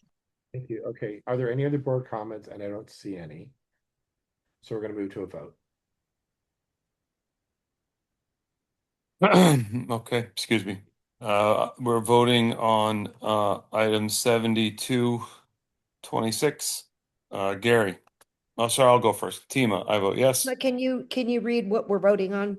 7226, the VNC approves the administration packet and the budget committee's recommendations that costs be reduced by changing. Got it. Okay. I vote yes. Helen. Yeah, I just want to make sure. Well, I'll send you that correction. It's the 2026-27 I understood. administrative packet. I wrote it in my all notes. right, Helen. great. Okay, thanks. Yep. Yeah, I'm voting yes. Erica. Absolutely yes. Allie. Yes. Jim. No. Joseph. Yeah. Joseph, what is that? Yes. Thank you. Lisa. Yes. Richard. Yes. Sarah. Zoom user. Sarah. You're muted, Sarah. Sure.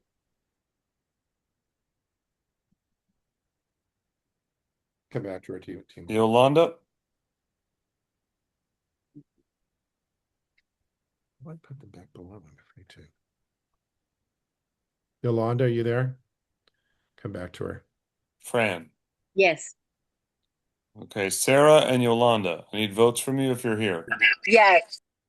Thank you. Yolanda. Is she on? Is she on? Don't see her. Okay. Gary. Abstain. Motion carries. Okay. What's next? I'll give you a vote count in a second, Helen, if you want to get to 7326. That's okay. I'll just confirm it with you. I think I'm okay. We can, since it is late, the next motion, which is just happens to be it's just paperwork. We could handle that in July. It's just confirming our service contract with Web Corner. It doesn't have any fiscal impact. Their bill is the same as it has been the same for years, and they haven't increased it. They sent me the bill, and it's the annual service contract. So if we want to make it quick, there probably shouldn't be any reason to be discussing it. It's just we did it recently because we had to. It's just paperwork we have to submit. That's all. I second the motion. Yeah. Okay. Okay. Do we have public comment? We have two people. We have iPhone user. Go to sleep. We have iPhone user. I don't know your name. I don't know who it is. Go ahead. Gary, you are the worst chair ever. You are a bum. Get a life. Thank you. Everybody else have a good night except Gary Pearl. Thank you. I appreciate it. Next person would be Jason. Oh, Jason, you're here. Jason Sugars. Let me, your panelist. Hey, Jason. He'll be here in a second. I didn't need to be made a panelist. I showed up like almost an hour late, but I've been in just listening. Just I would have voted yes, but I'll rejoin you guys. I'm at work, so that's the downside of getting a job. Love you guys. Please let's get along. I hope everybody's okay. See you later. Okay. I don't. So that was public. So is there any board comment? Gary, can I ask that this be, oh no, we have to vote. Never mind. It's financial. Yeah. Okay. Let's have a vote. I vote yes. Helen, Yes. Erica, Yes. Allie, Yes. Jim, No. Joseph, Yes. Lisa, Yes. Richard, Yes. Sarah, Yes. Yolanda's absent. Fran, Yes. Gary. And yes for Ted. Oh, I'm sorry, Ted. You're back. Can everyone turn on their cameras, please? That's yes on me. I got you. Okay, next And one. what was Gary's vote? Abstain. I abstain. Okay. 74-26, Helen. Okay, the last one, the point of the last one is the concept is to approve an expenditure of up to $200 for a portable bulletin board and the supplies that we need. It would be a magnetic bulletin board so we could display supporting documents and flyers at board meetings. That seems to be, there's lots of, information there, and we've got it piled up on the table, and it's not very, it doesn't seem to be very helpful to our stakeholders. So the motion is the BNC board approves an expenditure of up to $200 for a portable bulletin board and supplies to display supporting documents and flyers at board meetings. I second. Public comment? Seeing no, oh, there goes someone. Hold on. We have EP. Go ahead. Wait, could I do that? I work? Has to unmute. It's not working. It's not letting me unmute her. Just talking. I can't unmute you. I'm sorry. Oh, there it goes. Go ahead. I support anything that enhances the stakeholders getting more information. I personally would like to see more printed material that people could actually pick up at a meeting, but that's up to you. Thank you. Thank you very much, EP. Appreciate you. Oh, wait, who's the other person? Scott. Oh, you changed your name. Go ahead, Scott.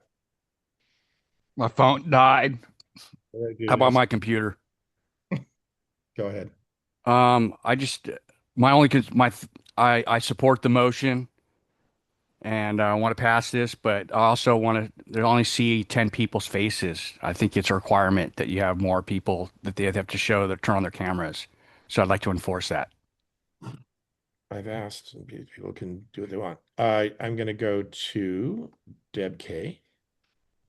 Yeah, hi. I agree with this expenditure. I think it's a great idea. It's actually similar to something that came up with some stakeholders asking that we have our calendars old school printed out on bulletin boards in various public areas around CD11, around Venice, to help out people that may or may not be familiar with the website or just are not that savvy when it comes to those things, and that way they can participate more easily in our events. Thank you. Kalani. Wait, where'd you go? There you go. Kalani. I agree with just about everything that's been said. I'd also like to, I'm a big fan of yard signs, maybe with a QR code that could allow people to get all our information through a QR code, and make sure our calendar is up to date and clearly marked when meetings go Zoom. Thank you. Thank you. Kalani, appreciate you. Who's left here? Okay. Of the board members, Zoom user. I think that's Sarah. Sarah. It's not letting me unmute her. That's the coyote. Doesn't let me unmute her. Can you try to, is anyone else a host here? Hold on. It's not letting me. I'm pressing ask to unmute. I want to unmute her. Maybe that's God's second. Anyone else want to talk while I try to figure this out? She has to unmute herself. It says ask to unmute, but when I click on it, it won't do anything.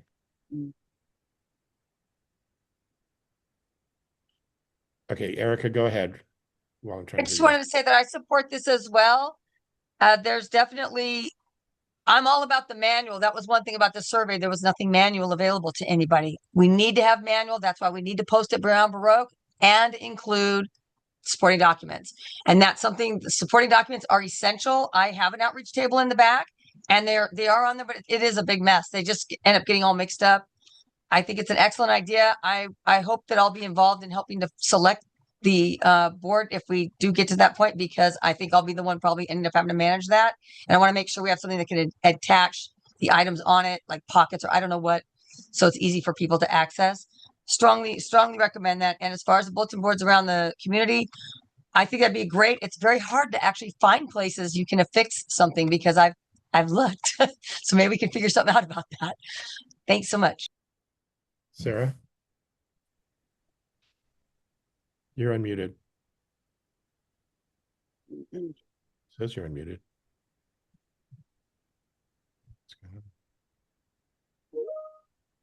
There you go. Yeah, are you unmuted, Sarah? It says you're unmuted.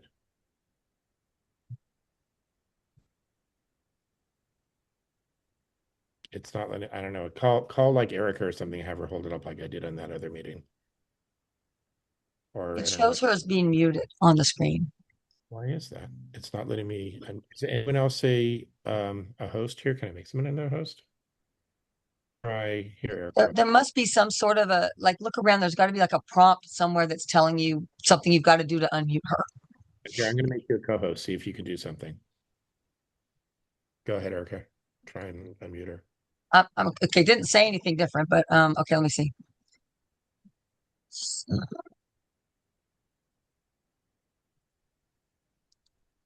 Okay. Are you unmute her? Hold on. Are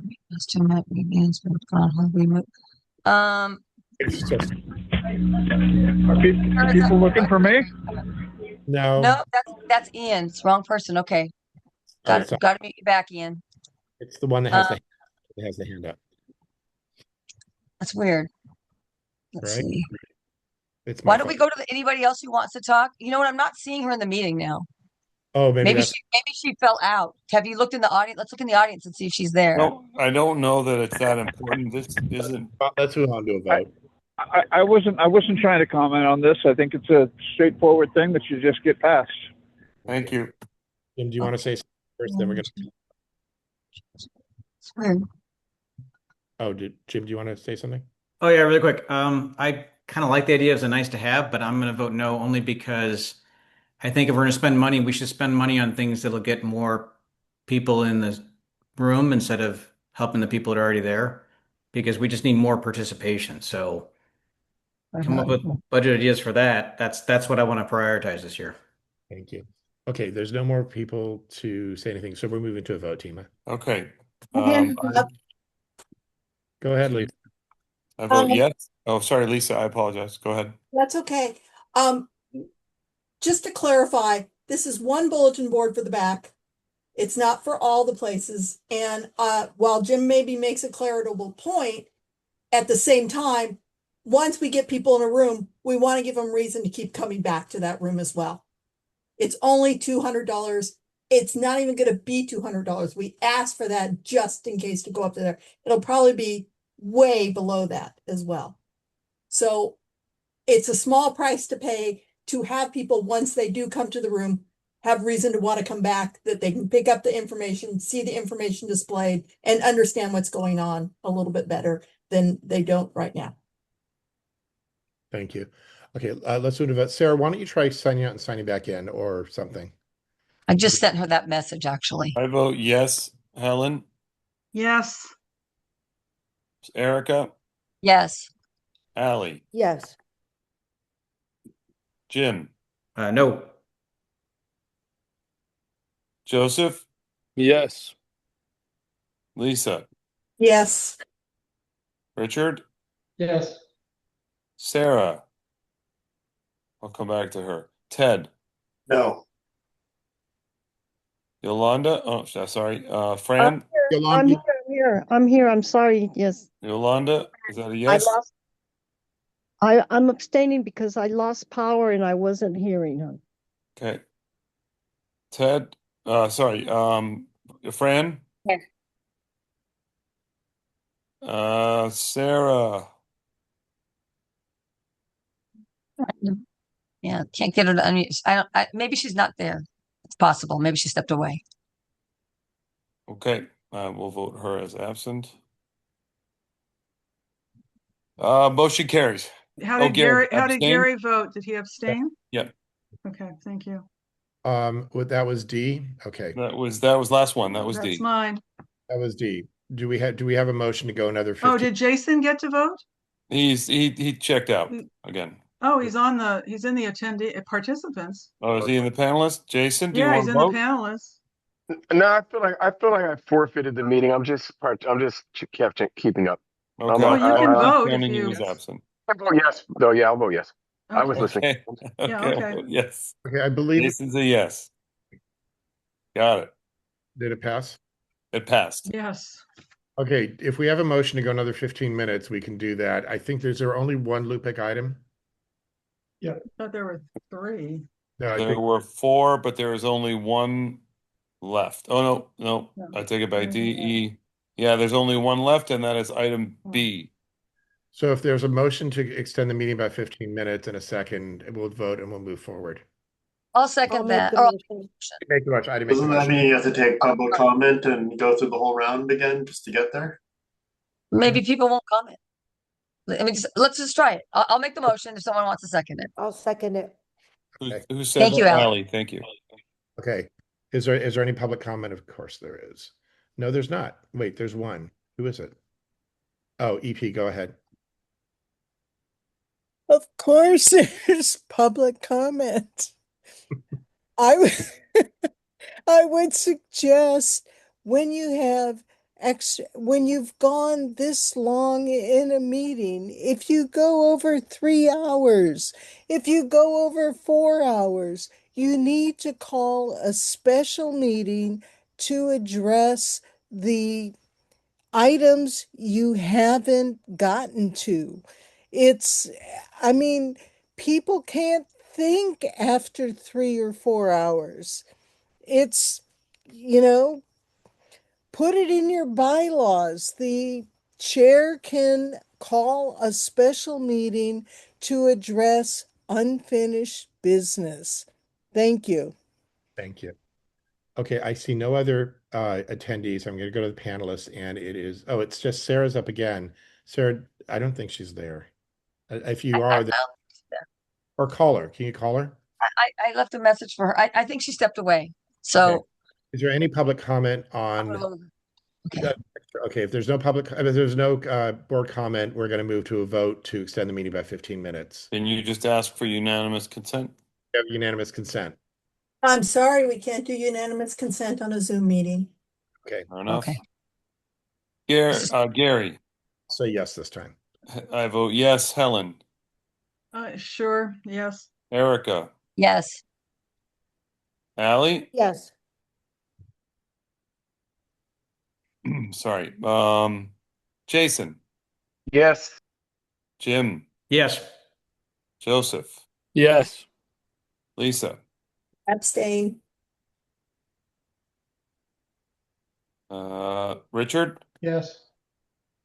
Sarah. Can we hear her? No. I'm watching to see if she comes in through the attendees Okay. and all. Yolanda, Yes. Fran, Yes. motion carries. Let's carry I on. vote no. Ted, geez, I'm so sorry, Ted. You know what? I drug over all the absence with before, so I apologize. Okay, That won't happen again. does someone you go B, say what it is? Yes, B is I will share my screen. Give me a moment. It is 1229 Abbott Kinney. Between San Juan Avenue, Santa Clara Avenue. Project description is demo of an existing 576. We have it on the screen, please. There it is. Demo of an existing 576 square foot development built in 1946 and 880 square foot built in 1963.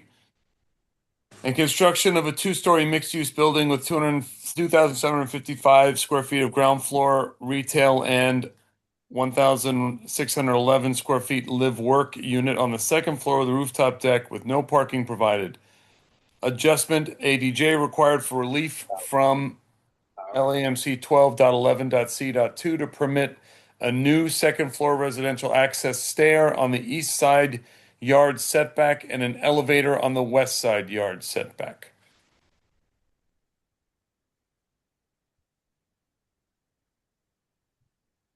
Lupeck voted, yeah.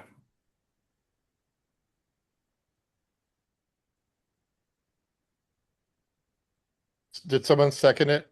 Venice Neighborhood Council, Lupeck would like us to recommend the approval of the project. Yes. No, not yet. No one placed the motion yet. I'll make the motion. I'll second it. Jim, give it to Jim.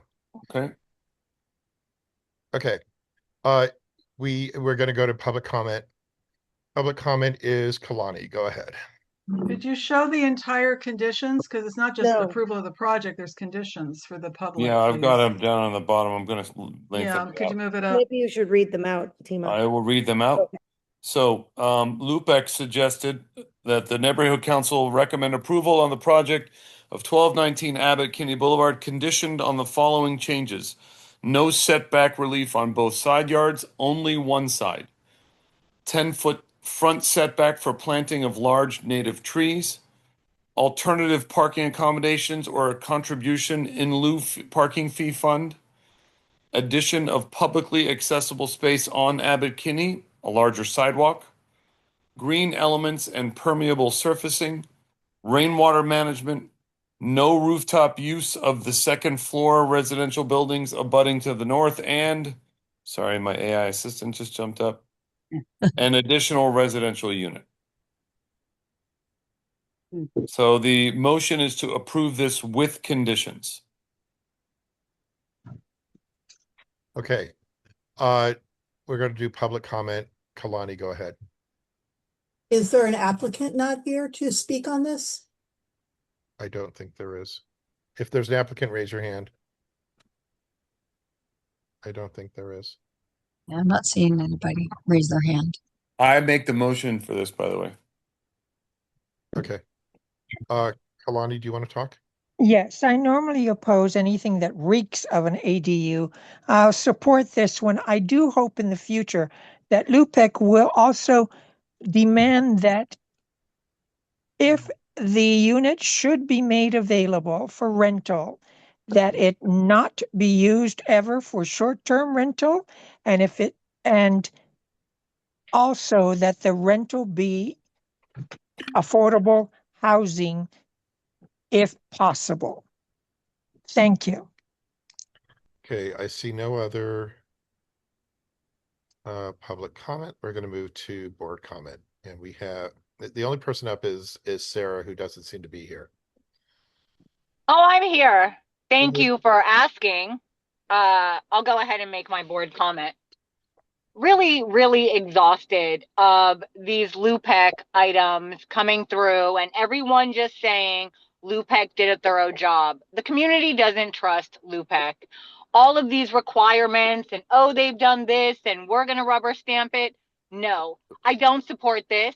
I don't support what LUPEC has been doing. And I think they're doing an immense disservice to the community. And they are not listening to stakeholders.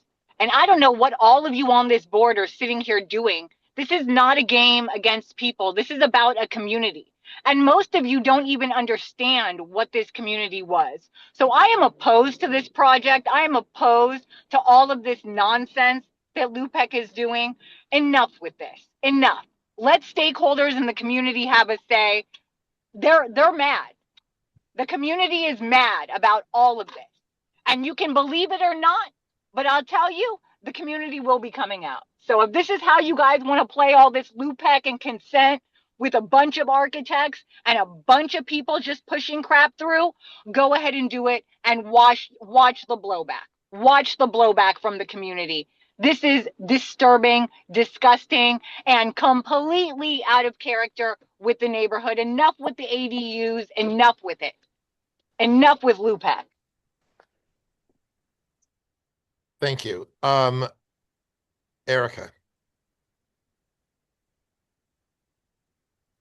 Erica, Hey, oh, hi. Oh, whoops. I didn't realize my hand was up. Sorry about that. you don't want to talk? Okay. In that case, I don't see. Hold on a second. Oh, it's too late. She got in too late, Robin. You're saying. Okay, so let's move to a vote. Okay. I didn't get a second. I I'll second it. second it. Oh, Cute. I vote yes. Helen? is Helen still here? I don't know who's still here. Wait, do we have quorum? Oh, did they play that game again? Yes, you actually have more people than last. You have 14. Okay, good. Go ahead. Helen? I don't see her. Okay. She's I'll out. come back. Are you- Erica? I'm actually going to vote yes on this one. Allie? Yes. Brennan? Sorry, absent. Jim? Yes. Jason? No. Joseph? Yes. Lisa? No. Yes. Richard? Yes. Sarah? Nope. Ted? Yes. Yolanda? Yes. Fran? Yes. Gary? Yes. Motion carries. Okay. I think, is that everything? No. What else is there? There are reports and presentations from the committees or board member announcements. Okay. Are there any from this is all board stuff. Are there any? If there are, speak up. I have outreach announcements really quick. I'll put my hand up. Lisa has her hand up. Go ahead. Yeah.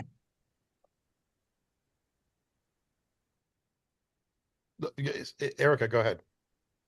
Oh, I'm sorry. Lisa had her hand up first. I thought she was going. Oh, no, Erica said her hand up first. Go ahead. Oh, okay. Hi, Erica, Outreach Chair. I just wanted to chime in and let you know that this weekend coming up, we have a couple of events that we'll be participating at with Outreach. We'll be at Juneteenth over at Oakwood Park. It's a really great event. It's a lot of families come out. It's an all-day event. I generally will have the outreach the outreach booth most likely more from like 11 or 12 until like 3-ish. The event does start at 10, but it does go till like 5. It's a long event. There's also going to be on Sunday is the Paul Rodriguez the skate takeover that Sean Silva mentioned earlier. That's out on the boardwalk, and I believe that we will have the outreach committee members, a few of them might be participating with us too. So please come out. We have some fun swag to share. We have bandanas that are VNC branded. They were actually very popular at the Pride event we just did on the weekend. And we'd love to see you there. It's a great opportunity to interface with stakeholders, to talk to them about your committee if you're on one or you are a chair on one. It's a great place to meet people and to listen and hear what the community wants in real time, face to face. Thanks. I hope to see you there. Thank you. That was very good. Yeah. Lisa? Great. Very good, Erica. I just want to provide a point of information earlier who's someone who does have a good reading of the Brown Act for the stakeholders, if it matters as well. The city attorney was correct in saying we can't have heard reconsideration because it wasn't on the agenda. However, multiple board members reached out yesterday when it was noted, and instead of having to check with the city attorney, the agenda could have been revised in plenty of time, 36 hours in advance to, so it could have been on tonight's agenda. That was a missed opportunity, even though it was pointed out and noticed to others. Thank you, Lisa. Sarah? Is your hand just up? I don't know. Sarah? No, it's not. Thank you. Just give me a second. I would also like to implore this board. I'm going to ask every one of the board members that are still in attendance to go ahead and show up this weekend to one of the tables, either in Oakwood for Juneteenth or Paul Rodriguez Skate Day, because you all cry a lot about no one showing up to your meetings and committee meetings, but none of you have ever shown up to an outreach table barely once. Fran comes, a couple other people come, Jim, nobody else comes. So maybe if you guys get out and engage with the stakeholders, you can get some of them to the meetings. So invite open, everyone come. I'm just going to say that I would go there, but I'm actually afraid to go into Oakwood because I've been told that Oakwood is burning because of me, that I'm a racist. Gary, stop it! Unnecessary information. It's true, and it's some of the people on the board saying this. So I'm going to just put it out there that that's why I won't be at Oakwood Park, and I won't. And I'm afraid to go there. I'm afraid to have my child walk home from school. So thank you, everyone. On that note, I'd like to move that we adjourn. I second it. We're adjourned. In a very cheerful note, let's listen to Lydia. I love that we're all relatives, you know. We're in Venice. Let's not end on a negative note. Let's learn to get agree to better disagree. next time. Good night, everyone. We shall overcome. We shall overcome. We shall overcome someday. Deep in my heart. Come on, Jason. I do believe. I can see you. Come on. We shall overcome someday. Good night, everybody. We just Bye. overcame this meeting, everybody.